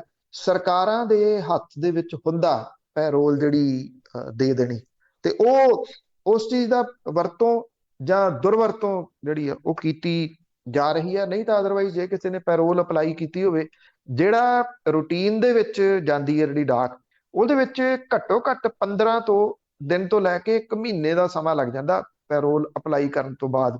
ਇਹ ਤਾਂ 15 ਘੰਟੇ ਵੀ ਨਹੀਂ ਲੱਗੇ। ਅਪਲਾਈ ਕੀਤੀ ਤੇ ਨਾਲ ਦੀ ਨਾਲ, ਕਿਉਂਕਿ 2 ਤਾਂ SSP ਇਹਦੇ ਵਿੱਚ ਇਨਵੋਲਵ ਨੇ। ਇੱਕ ਤਾਂ ਜਿਹੜੀ ਉਹ ਜੇਲ੍ਹ ਦੇ ਵਿੱਚ ਆ ਉੱਥੋਂ ਜਿਹੜਾ ਡਿਸਟ੍ਰਿਕਟ ਪੈਂਦਾ ਰੋਹਤਕ, ਉਹਦਾ SSP, ਦੂਸਰਾ ਸਿਰਸੇ ਦਾ SSP। ਉਹ ਸਾਰਾ ਕੁਝ ਨਾਲ ਦੀ ਨਾਲ ਹੋਇਆ। ਹੱਥਦਸਤੀ ਵੀ ਜੇ ਹੋਵੇ ਤੇ ਹੱਥਦਸਤੀ ਵੀ ਇਹਦੇ ਵਾਸਤੇ ਸਮਾਂ ਲੱਗਦਾ। ਉਦੋਂ ਵੀ ਪਹਿਲਾਂ ਜਿਹੜਾ ਸੀਗਾ ਉਹਨੂੰ ਪੈਰੋਲ ਮਿਲ ਗਈ। ਇਸ ਕਰਕੇ ਇਹਦੇ ਪਿੱਛੇ ਸਿਆਸਤ ਜਿਹੜੀ ਆ ਉਹਨੂੰ ਅੱਖੋਂ ਪਰੋਖੇ ਕੀਤਾ ਹੀ ਨਹੀਂ ਜਾ ਸਕਦਾ ਜੀ। ਜਸਪ੍ਰੀਤ ਸਤਿ ਸ਼੍ਰੀ ਅਕਾਲ। ਸਤਿ ਸ਼੍ਰੀ ਅਕਾਲ ਭੈਣ ਜੀ, ਤੁਹਾਨੂੰ ਸਾਹਿਬ ਤੇ ਸਾਰੇ ਸੁਣਨ ਵਾਲਿਆਂ ਨੂੰ ਸਤਿ ਸ਼੍ਰੀ ਅਕਾਲ ਜੀ। ਪੰਨੂ ਸਾਹਿਬ 2 ਸਵਾਲ ਹੈ ਜੀ। ਪਹਿਲਾ ਤਾਂ ਇਹ ਹੈ ਕਿ ਪੰਜਾਬ ਦੇ ਪਿੰਡਾਂ ਦੇ ਵਿੱਚ ਕੁਝ ਗੋਲੀਆਂ ਰੰਗ ਬਿਰੰਗੀਆਂ ਸੀਸੀਆਂ ਦੇ ਵਿੱਚ ਪਾ ਕੇ ਦਿੱਤੀਆਂ ਜਾ ਰਹੀਆਂ। 15-15 ਕਹਿ ਰਹੇ ਨੇ 3-3 ਗੋਲੀਆਂ ਇੱਕ ਬੰਦੇ ਨੇ ਖਾਣੀਆਂ, ਜਿਹਦੇ ਨਾਲ ਉਹਨਾਂ ਦਾ ਇਮਿਊਨ ਸਿਸਟਮ ਬੂਸਟ ਹੋ ਜਾਊਗਾ। ਤੇ ਨਾਲ ਉਸ ਇਹ ਵੀ ਪ੍ਰਚਾਰਿਆ ਜਾ ਰਿਹਾ ਕਿ ਉਹ ਗੋਲੀਆਂ ਪਹਿਲਾਂ ਦਿੱਲੀ ਦੇ ਵਿੱਚ ਕਿਸਾਨਾਂ ਦੇ ਵਿੱਚ ਉੱਥੇ ਦਿੱਤੀਆਂ ਗਈਆਂ। ਉਹਦੇ ਬਾਰੇ ਕੋਈ ਅਪਡੇਟ ਹੈ ਜੀ? ਜੀ। ਤੇ ਦੂਜਾ ਸਵਾਲ ਵੀ ਹੈ ਕੋਈ? ਹਾਂਜੀ, ਦੂਜਾ ਪਲੀਜ਼ ਇਹ ਹੈ ਕਿ ਜੋ ਪਿੱਛੇ ਇੱਕ MiG-21 ਕ੍ਰੈਸ਼ ਹੋਇਆ, ਉਸ ਦੇ ਵਿੱਚ ਉਹਦਾ ਬਲੈਕ ਬਾਕਸ ਲੱਭਣ ਲਈ ਤਾਂ ਅਨਾਊਂਸਮੈਂਟ ਕਰਾ ਦਿੱਤੀ ਗਈ ਸੀਗੀ, ਪਰ ਮਿਲਣ ਤੋਂ ਬਾਅਦ ਵਿੱਚ ਕੋਈ ਉਹਦਾ ਪ੍ਰਿੰਟ ਆਊਟ ਜਾਰੀ ਹੋਇਆ ਕਿ ਉਹ ਕਿਸ ਕਾਰਨ ਦੇ ਕਾਰਨ ਅੱਧੀ ਰਾਤ ਨੂੰ ਫਲਾਈਟ ਖਰਾਬ ਮੌਸਮ ਦੇ ਕਾਰਨ ਹਵਾ ਦੇ ਵਿੱਚ ਉਡਾਨ ਤੇ ਸੀਗੀ? ਦੇਖੋ, ਗੋਲੀਆਂ ਵਾਲੀ ਗੱਲ ਤਾਂ ਨਹੀਂ, ਉਹਦਾ ਕੋਈ ਕਨਫਰਮੇਸ਼ਨ ਨਹੀਂ ਹੈਗੀ ਕਿ ਕਿੱਥੇ ਉਹ ਵੰਡੀਆਂ ਜਾ ਰਹੀਆਂ ਨੇ। ਤੁਹਾਨੂੰ ਹੋ ਸਕਦਾ ਕਿਸੇ ਨੇ ਇੰਡੀਵਿਜੂਅਲ ਤੌਰ ਦੇ ਉੱਤੇ ਦੱਸਿਆ ਹੋਵੇ। ਇਸ ਤਰ੍ਹਾਂ ਦੀ ਓਪਨ ਤਾਂ ਕੁਝ ਨਹੀਂ ਹੋ ਰਿਹਾ ਕਿ ਗੋਲੀਆਂ ਵੰਡੀਆਂ ਜਾ ਰਹੀਆਂ ਨੇ। ਜਿਹੜੀ ਬਲੈਕ ਬਾਕਸ ਮਿਲ ਗਿਆ ਉਹਦੀ ਇਨਵੈਸਟੀਗੇਸ਼ਨ ਜਿਹੜੀ ਉਹ ਜਾਰੀ ਆ। ਉਹ ਇਸ ਤਰ੍ਹਾਂ ਨਹੀਂ ਹੁੰਦਾ ਜੀ ਕਿ ਬਲੈਕ ਬਾਕਸ ਲੈ ਕੇ ਗਏ ਤੇ ਨਾਲ ਦੀ ਨਾਲ ਉਹਦੀ ਟੇਪ ਕੱਢ ਕੇ ਸੁਣ ਲਈ। ਇੱਥੇ ਕੁਝ ਟਾਈਮ ਜਿਹੜਾ ਜੀ ਉਹ ਲੱਗਦਾ, ਕਿਉਂਕਿ ਉਹਦੇ ਵਿੱਚ ਜਿਹੜੀ ਆ ਉਹ ਫੌਜ ਇਨਵੋਲਵ ਆ। ਉਹਨਾਂ ਨੇ ਆਪਣੇ ਤਰੀਕੇ ਦੇ ਨਾਲ ਉਹਦੀ ਇਨਵੈਸਟੀਗੇਸ਼ਨ ਜਿਹੜੀ ਉਹ ਕਰਨੀ ਹੈ। ਜਦੋਂ ਉਹ ਰਿਪੋਰਟ ਆਊਗੀ ਕਿ ਕੀ ਉਹਦੇ ਵਿੱਚ ਕੁਝ ਸਾਹਮਣੇ ਆਇਆ, ਜਿਹੜਾ ਪਾਇਲਟ ਸੀਗਾ ਉਹ ਕਿਉਂਕਿ ਬੋਲਦਾ, ਉਹਦੇ ਵਿੱਚ ਹਰ ਹਰਕਤ ਜਿਹੜੀ ਆ ਉਹਦੀ ਉਹ ਰਿਕਾਰਡ ਕੀਤੀ ਜਾਂਦੀ ਹੈ ਕਿ ਕੀ ਕਾਰਨ ਰਿਹਾ ਕਿ ਇਹ ਜਹਾਜ਼ ਕਿਉਂ ਡਿੱਗਿਆ। ਵੈਸੇ ਇਹ ਕੋਈ ਡਿੱਗਣ ਵਾਲਾ ਮਿਗ ਪਹਿਲਾ ਨਹੀਂਗਾ। ਕਿਉਂ ਡਿੱਗਿਆ, ਉਹਦਾ ਪੈਰਾਸ਼ੂਟ ਕਿਉਂ ਨਹੀਂ ਖੁੱਲਿਆ, ਇਹ ਕੁਝ ਸਵਾਲ ਨੇ। ਉਹਨੇ ਉਹਦੇ ਵਿੱਚ ਬੋਲੇ ਨੇ ਜਾਂ ਨਹੀਂ ਬੋਲੇ, ਇਹ ਇਨਵੈਸਟੀਗੇਸ਼ਨ ਦਾ ਜਿਹੜਾ ਉਹ ਪਾਰਟ ਹੈ। ਜਦੋਂ ਉਹ ਆਫੀਸ਼ੀਅਲੀ ਤੌਰ ਦੇ ਉੱਤੇ ਸਾਹਮਣੇ ਆਊਗੀ ਉਦੋਂ ਜ਼ਰੂਰ ਦੱਸਾਂਗੇ ਜੀ ਕਿ ਕੀ ਰਿਪੋਰਟ ਆਈ ਹੈ। ਪਰ ਐਡੀ ਛੇਤੀ ਨਹੀਂ ਆ ਜਾਂਦੀ, ਘੱਟੋ ਘੱਟ ਮਹੀਨਿਆਂ ਦੇ ਹਿਸਾਬ ਦੇ ਨਾਲ ਇਹਨੂੰ ਜਿਹੜਾ ਉਹ ਲੱਗ ਜਾਂਦਾ ਜੀ ਰਿਪੋਰਟ ਆਉਂਦਾ। ਹਰਜੀਤ ਸਿੰਘ ਜੀ, ਹੈਲੋ, ਸਤਿ ਸ਼੍ਰੀ ਅਕਾਲ ਭੈਣ ਜੀ। ਸਤਿ ਸ਼੍ਰੀ ਅਕਾਲ। ਪੰਨੂ ਸਾਹਿਬ, ਸਤਿ ਸ਼੍ਰੀ ਅਕਾਲ ਜੀ। ਸਤਿ ਸ਼੍ਰੀ ਅਕਾਲ ਜੀ। ਸਤਿ ਸ਼੍ਰੀ ਅਕਾਲ। ਪੰਨੂ ਸਾਹਿਬ, ਬੀਬੀ ਜਗੀਰ ਕੌਰ ਤੇ ਸੁਖਬੀਰ ਸਿੰਘ ਬਾਦਲ ਇਹ ਦਾਅਵਾ ਕਰਦੇ ਨੇ ਵੀ ਅਸੀਂ 9 ਕੋਵਿਡ ਸੈਂਟਰ ਖੋਲ ਦਿੱਤੇ ਵੱਖ-ਵੱਖ ਜਗ੍ਹਾ, ਤੇ ਕਹਿੰਦੇ ਨੇ ਵੀ ਸਾਨੂੰ ਲੈਟਰ ਵੀ ਦਿਖਾਉਂਦੇ ਸੀਗੇ WHO ਨੇ ਤੇ ਇੰਡੀਅਨ ਮੈਡੀਕਲ ਐਸੋਸੀਏਸ਼ਨ ਨੇ ਸਾਨੂੰ ਬੜਾ ਐਪਰੀਸ਼ੀਏਟ ਕੀਤਾ ਵੀ ਤੁਸੀਂ ਬਹੁਤ ਵਧੀਆ ਮਾਨਵਤਾ ਦਾ ਕੰਮ ਕਰਦੇ ਹੋ। ਪੰਨੂ ਸਾਹਿਬ ਦੇਖੋ, ਜੇ ਤਾਂ ਉੱਥੇ ਕੋਈ ਕੰਮ ਹੋ ਰਿਹਾ ਨਾ ਕਿ ਮੈਂ ਪੇਸ਼ੈਂਟ ਆਉਂਦੇ ਆ ਤੇ ਬਹੁਤ ਚੰਗੀ ਗੱਲ ਆ, ਠੀਕ ਹੈ, ਐਪਰੀਸ਼ੀਏਟ ਹੋਣਾ ਵੀ ਚਾਹੀਦਾ। ਜੇ ਬਿਲਕੁਲ ਇਹ ਢੋਂਗ ਹੀ ਰਚਿਆ ਜਾ ਰਿਹਾ ਉਹ ਚੰਗੀ ਗੱਲ ਨਹੀਂ ਜੀ। ਇਹਦੇ ਬਾਰੇ ਥੋੜਾ ਦੱਸਿਓ ਜੀ। Thank you. ਦੇਖੋ, ਜਿਹੜੇ ਇਹ ਕੋਵਿਡ ਸੈਂਟਰ ਬਣ ਰਹੇ ਆ, ਜ਼ਰੂਰਤ ਤਾਂ ਉਹ ਹੈਗੀ ਆ ਕਿਉਂਕਿ ਬੈੱਡ ਵਗੈਰਾ ਨਹੀਂ ਹਸਪੀਟਲਾਂ ਦੇ ਵਿੱਚ ਮਿਲ ਰਹੇ। ਇਹ ਨਾ ਤਾਂ ਜਗੀਰ ਕੌਰ ਦੇ ਆ ਜੀ, ਨਾ ਸੁਖਬੀਰ ਸਿੰਘ ਬਾਦਲ ਦੇ ਆ। ਇਹ ਤਾਂ ਸੰਗਤ ਦਾ ਚੜਾਵਾ ਹੈ। ਉਸ ਚੜਾਵੇ ਦੇ ਪੈਸੇ ਦੇ ਨਾਲ ਜਿਹੜਾ ਉਹ ਬਣ ਰਹੇ ਆ ਜੀ। ਕੁਝ ਵੀ ਗਲਤ ਨਹੀਂਗਾ ਜੀ। ਜੇ SGPC ਇਸ ਤਰ੍ਹਾਂ ਦੀ ਸਰਵਿਸ ਜਿਹੜੀ ਉਹ ਦੇਣ ਦੀ ਕੋਸ਼ਿਸ਼ ਕਰ ਰਹੀ ਆ ਤੇ ਕਿਉਂ ਉਹਦੇ ਵਿੱਚ ਉਹਨੂੰ ਕਿਸੇ ਦੀ ਐਪਰੀਸ਼ੀਏਸ਼ਨ ਦੀ ਤਾਂ ਜ਼ਰੂਰਤ ਨਹੀਂ ਆ ਕਿ ਉਡੀਕਣ ਦੀ। ਕਰਨਾ ਚਾਹੀਦਾ, ਸੰਗਤ ਦੇ ਵਾਸਤੇ ਆ। ਸੰਗਤ ਏਡੇ ਏਡੇ ਲੰਗਰ ਜਿਹੜੇ ਉਹ ਚਲਾ ਰਹੀ ਆ, ਏਡੇ ਏਡੇ ਧਾਰਮਿਕ ਸਥਾਨ, ਕਾਲਜਸ, ਯੂਨੀਵਰਸਿਟੀਜ਼, ਉਹ ਸੰਗਤ ਦੇ ਸਿਰ ਤੇ ਚੱਲਦੇ ਨੇ, ਉਹ ਦਾਨੀਆਂ ਦੇ ਸਿਰ ਦੇ ਉੱਤੇ ਚੱਲਦੇ ਨੇ। ਇਹਦੇ 'ਚ ਸਿਆਸਤ ਪਹਿਲਾਂ ਇਹ ਦਿਸ ਪੈਂਦੀ ਆ ਕਿ ਉਹਦਾ ਉਦਘਾਟਨ ਸੁਖਬੀਰ ਸਿੰਘ ਬਾਦਲ ਹੋਰੀ ਕਰ ਰਹੇ ਆ। SGPC ਦੇ ਫੈਸਲੇ ਜਿਹੜੇ ਪੈਸੇ ਨੇ ਉਹਦੇ ਨਾਲ ਉਹ ਚੱਲ ਰਹੇ ਨੇ। SGPC ਗੋਲਕ ਤੇ ਚੱਲਦੀ ਹੈ, ਸੰਗਤ ਦੀ ਗੋਲਕ ਤੇ ਚੱਲਦੀ ਹੈ। ਕਿਸੇ ਸੰਗਤ ਦੇ ਵਿੱਚੋਂ ਕਿਸੇ ਵਿਅਕਤੀ ਤੋਂ ਉਹਦਾ ਉਦਘਾਟਨ ਹੋ ਜੇ, ਉਦਘਾਟਨ ਕਰਨ ਦੀ ਲੋੜ ਕੀ ਹੈ ਜੀ? ਪਹਿਲੀ ਤਾਂ ਗੱਲ, ਉਹਦਾ ਕਿਉਂ ਉਦਘਾਟਨ ਕਰਨਾ? ਮਤਲਬ ਕਿ ਮਹਾਮਾਰੀ ਆ, ਮਹਾਮਾਰੀ ਦੇ ਵਿੱਚ ਉਦਘਾਟਨ ਜਿਹੜਾ ਉਹ ਕਰਦੇ ਫਿਰਨਾ ਹੀ ਗਲਤ ਆ। ਦੂਸਰਾ, ਕਿਸੇ ਸਿਆਸੀ ਪਾਰਟੀ ਦੇ ਮੁਖੀ ਤੋਂ ਉਹਦਾ ਉਦਘਾਟਨ ਕਰਾਉਣਾ ਗਲਤ ਹੈ, ਨਹੀਂ ਜਿਹੜਾ ਉਹ ਹੋਣਾ ਚਾਹੀਦਾ ਜੀ। ਕਿਸੇ ਧਾਰਮਿਕ ਸ਼ਖਸੀਅਤ ਨੂੰ ਲਿਆ ਕੇ ਚਲੋ ਤੁਸੀਂ ਜੇ ਕਰਨਾ ਹੀ ਆ ਮਾੜਾ ਮੋਟਾ ਤੇ ਉਹਦਾ ਤੁਸੀਂ ਕਰ ਲਓ। ਪਹਿਲੀ ਤਾਂ ਗੱਲ, ਉਦਘਾਟਨ ਦੀ ਲੋੜ ਕੀ ਆ? ਦੂਜਾ, ਜਿਹੜਾ ਪਤਾ ਨਹੀਂ WHO ਨੇ ਜਾਂ ਜਿਹੜੀ ਇੰਡੀਅਨ ਮੈਡੀਕਲ ਐਸੋਸੀਏਸ਼ਨ ਆ ਕਿੰਨਾ ਕੁ ਨੇ ਐਪਰੀਸ਼ੀਏਟ ਕੀਤਾ। ਜੇ ਕਰ ਵੀ ਦਿੱਤਾ ਤੇ ਚੰਗੀ ਗੱਲ ਆ, ਖੁੱਲਣੇ ਚਾਹੀਦੇ ਨੇ। ਦਿੱਲੀ ਸਿੱਖ ਗੁਰਦੁਆਰਾ ਮੈਨੇਜਮੈਂਟ ਕਮੇਟੀ ਨੇ ਗੁਰੂ ਤੇਗ ਬਹਾਦਰ ਹਸਪੀਟਲ ਜਾਂ ਹੋਰ ਜਿਹੜੇ ਖੋਲੇ ਨੇ ਉਹ ਐਪਰੀਸ਼ੀਏਟ ਕਰਨ ਵਾਲੀ ਗੱਲ ਹੈ, ਚੰਗੀ ਗੱਲ ਹੈ, ਬਹੁਤ ਚੰਗੀ ਗੱਲ ਹੈ। ਇਹ ਖੁੱਲਣੇ ਚਾਹੀਦੇ ਨੇ, ਇਹਦੇ ਵਿੱਚ ਕੁਝ ਵੀ ਗਲਤ ਨਹੀਂਗਾ। ਜਿਹੜੇ ਲੋਕ, ਜਿਹੜੀ ਸੰਗਤ ਇੰਨਾ ਕੁਝ ਚਲਾਉਂਦੀ ਆ, ਜੇ ਉਹਨੂੰ ਤੁਸੀਂ ਇੰਨਾ ਕੁ ਬਣਾ ਕੇ ਦੇ ਰਹੇ ਹੋ ਤੇ ਇਹਦੇ ਵਿੱਚ ਕਿਹੜੀ ਏਡੀ ਗਲਤ ਗੱਲ ਆ ਜੀ? ਹੁਣ ਹੋ ਸਕਦਾ ਜਗੀਰ ਕੌਰ ਹੋਰੀ ਇਹ ਕਹਿ ਦੇਣ ਵੀ ਜਿਹੜਾ ਫਿਲਮਾਂ ਵਾਲਾ ਉਹਨਾਂ ਨੇ ਲਿਆ ਫੈਸਲਾ ਕਿ ਫਿਲਮਾਂ ਬਣਾਉਣੀਆਂ ਨੇ, ਹੁਣ ਗੁਰੂ ਤੇਗ ਬਹਾਦਰ ਜੀ ਦਾ 400 ਸਾਲਾ ਲੰਘਿਆ, ਉਹਦੇ ਉੱਤੇ ਫਿਲਮਾਂ ਜਿਹੜੀਆਂ ਉਹ ਬਣਾਉਣੀਆਂ ਨੇ। ਪਹਿਲਾਂ ਤਾਂ SGPC ਫਿਲਮਾਂ ਰੋਕਦੀ ਰਹੀ ਆ, ਜਾਂ ਉਹਦੇ ਵਿੱਚ 2 ਜਥੇਦਾਰ ਵੀ ਪਾ ਲਏ ਆ 2 ਤਖਤਾਂ ਦੇ। ਉਹ ਵੀ ਆਪਣੇ ਆਪ ਦੇ ਵਿੱਚ ਜਿਹੜਾ ਜੀ ਇੱਕ ਸਵਾਲ ਹੀ ਖੜਾ ਹੋ ਗਿਆ। ਫਿਲਮਾਂ ਦੀ ਸ਼ੂਟਿੰਗ ਜਿਹੜੀ ਆ ਉਹ ਦਰਬਾਰ ਸਾਹਿਬ ਸਮੂਹ ਦੇ ਵਿੱਚ ਨਹੀਂ ਹੋ ਸਕਦੀ। ਇਹ ਹੁਣ SGPC ਕੀ ਇਹ ਮੰਨਦੀ ਹੈ ਕਿ ਗੁਰੂ ਗ੍ਰੰਥ ਸਾਹਿਬ ਦੇ ਰਾਹੀਂ, ਗੁਰੂ ਗ੍ਰੰਥ ਸਾਹਿਬ ਦਾ ਸੰਦੇਸ਼, ਸਾਡੇ ਗੁਰੂ ਸਾਹਿਬਾਨ ਦਾ ਜਿਹੜਾ ਸੰਦੇਸ਼ ਜਿਹੜਾ ਸਾਡੇ ਕੋਲੇ ਗੁਰਬਾਣੀ ਦੇ ਰੂਪ ਦੇ ਵਿੱਚ ਮੌਜੂਦ ਆ, ਉਹ ਦੇਣ ਦੇ ਵਿੱਚ ਫੇਲ ਹੋਈ ਆ, ਇਸ ਕਰਕੇ ਉਹਨੂੰ ਫਿਲਮਾਂ ਦਾ ਸਹਾਰਾ ਜਿਹੜਾ ਉਹ ਲੈਣਾ ਪਊਗਾ। ਇਹ ਕੁਝ ਜਿਹੜੇ ਉਹ ਸਵਾਲ ਨੇ ਜਿਹੜੇ ਇਸ ਵੇਲੇ ਕਰਨੇ ਇਸ ਕਰਕੇ ਜ਼ਰੂਰੀ ਨੇ ਵੀ, ਨਹੀਂ ਤਾਂ ਅਦਰਵਾਈਜ਼ ਇਹ ਕੱਚ ਘਰੜ ਜੇ ਇਦਾਂ ਦੇ ਪ੍ਰੋਗਰਾਮ ਦੇ ਕੇ ਹੋਰ ਨੁਕਸਾਨ ਕਰੀ ਜਾਣਗੇ। ਤੁਹਾਨੂੰ ਜੇ ਯਾਦ ਹੋਵੇ ਤਾਂ ਇੱਕ ਵਾਰੀ ਕਿਤਾਬਾਂ ਜਿਹੜੀਆਂ ਛਪਵਾ ਲੀਆਂ ਸੀਗੀਆਂ, ਇਹ ਜੇ ਮੈਂ ਗਲਤ ਨਹੀਂ ਤਾਂ ਜਿਹੜਾ ਸੀਗਾ ਵਿਸਾਖੀ 1999 ਦੇ ਵਿੱਚ ਜਿਹੜੀਆਂ ਛਪਵਾਈਆਂ ਸੀ, ਉਹਦੇ ਵਿੱਚ ਹਿੰਦੀ ਦੇ ਵਿੱਚ ਕੁਝ ਕਿਤਾਬਾਂ ਛਪਵਾਈਆਂ ਸੀ ਉਹਦੇ ਵਿੱਚ ਇੰਨਾ ਊਲ ਜਲੂਲ ਜਿਹੜਾ ਸੀ ਗੁਰੂ ਸਾਹਿਬਾਨ ਦੇ ਬਾਰੇ ਦੇ ਵਿੱਚ ਲਿਖਿਆ ਗਿਆ ਕਿ ਉਹ ਮੁੜ ਕੇ ਵਾਪਸ ਲੈਣੀਆਂ ਪਈਆਂ ਸੀ। ਉਹ ਵਾਪਸ ਤਾਂ ਲੈ ਲਈਆਂ, ਜਿਹੜੀਆਂ ਛਪੀਆਂ ਸੀ ਉਹ ਉੱਥੇ ਹੀ ਪਈਆਂ। ਫਿਰ ਜਗੀਰ ਕੌਰ ਹੋਰਾਂ ਨੇ ਇੱਕ ਡੋਜ਼ੀਅਰ ਤਿਆਰ ਕਰਵਾ ਲਿਆ ਸੀਗਾ ਕਿ ਦਰਬਾਰ ਸਾਹਿਬ ਜਿਹੜਾ ਹਰਿਮੰਦਰ ਸਾਹਿਬ ਹੈ ਉਹਨੂੰ ਹੈਰੀਟੇਜ ਬਿਲਡਿੰਗ ਦਾ ਦਰਜਾ ਜਿਹੜਾ ਉਹ ਦਿਵਾਉਣਾ। ਵਿਰੋਧ ਹੋਇਆ। ਉਹ ਡੋਜ਼ੀਅਰ ਦੇ ਉੱਤੇ 18-20 ਲੱਖ ਰੁਪਈਆ ਜਿਹੜਾ ਜੀ ਉਹ ਲਾ ਕੇ ਬਹਿ ਗਏ। ਉਹ ਡੋਜ਼ੀਅਰ ਕਿੱਥੇ ਆ ਇਸ ਵੇਲੇ? ਇਹੋ ਜਿਹੀਆਂ ਬੇਥਵੀਆਂ ਮਾਰਨ ਦੇ ਵਿੱਚ ਮਸ਼ਹੂਰ ਨੇ ਜਗੀਰ ਕੌਰ ਹੋਰੀ। ਇਸੇ ਕਰਕੇ ਅੱਜ ਆ ਫਿਲਮਾਂ ਵਾਲਾ ਜਿਹੜਾ ਜੀ ਉਹ ਖੜਾ ਕਰਕੇ ਬਹਿ ਗਿਆ ਕਿ ਅਸੀਂ ਫਿਲਮਾਂ ਜਿਹੜੀਆਂ ਬਣਾਉਣੀਆਂ ਨੇ, ਤੇ 2 ਤਖਤਾਂ ਦੇ ਜਥੇਦਾਰ ਵੀ ਉਸ ਕਮੇਟੀ ਦੇ ਵਿੱਚ ਜਿਹੜਾ ਜੀ ਉਹ ਪਾਲੇ ਹੋਏ ਆ।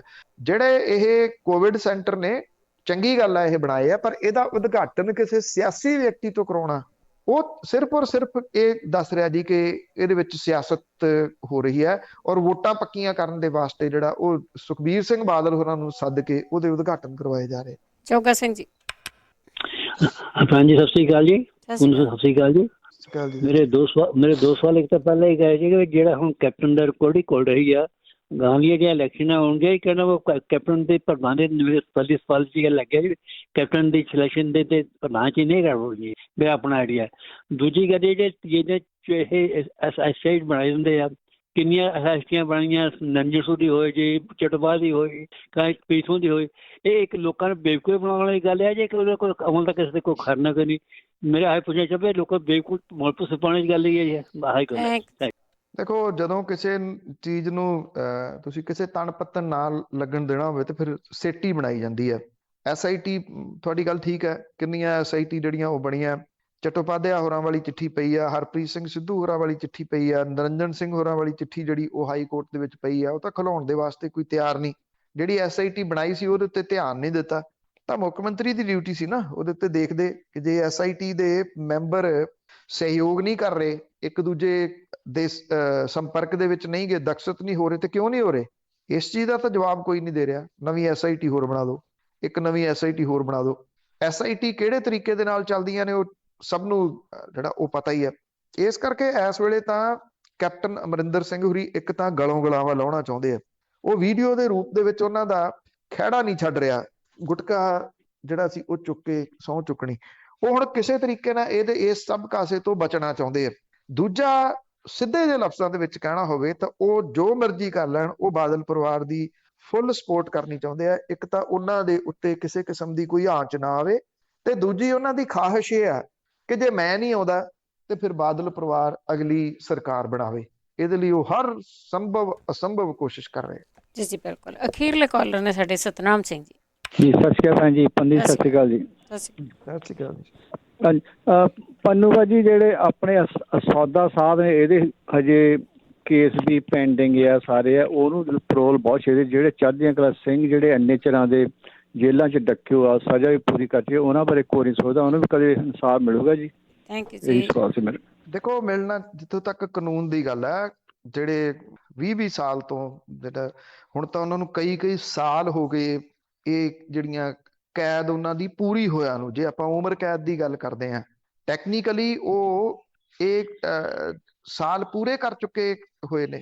ਪੈਰੋਲ ਮਤਲਬ ਪੈਰੋਲ ਹਰੇਕ ਨੂੰ ਮਿਲਣੀ ਚਾਹੀਦੀ ਹੈ।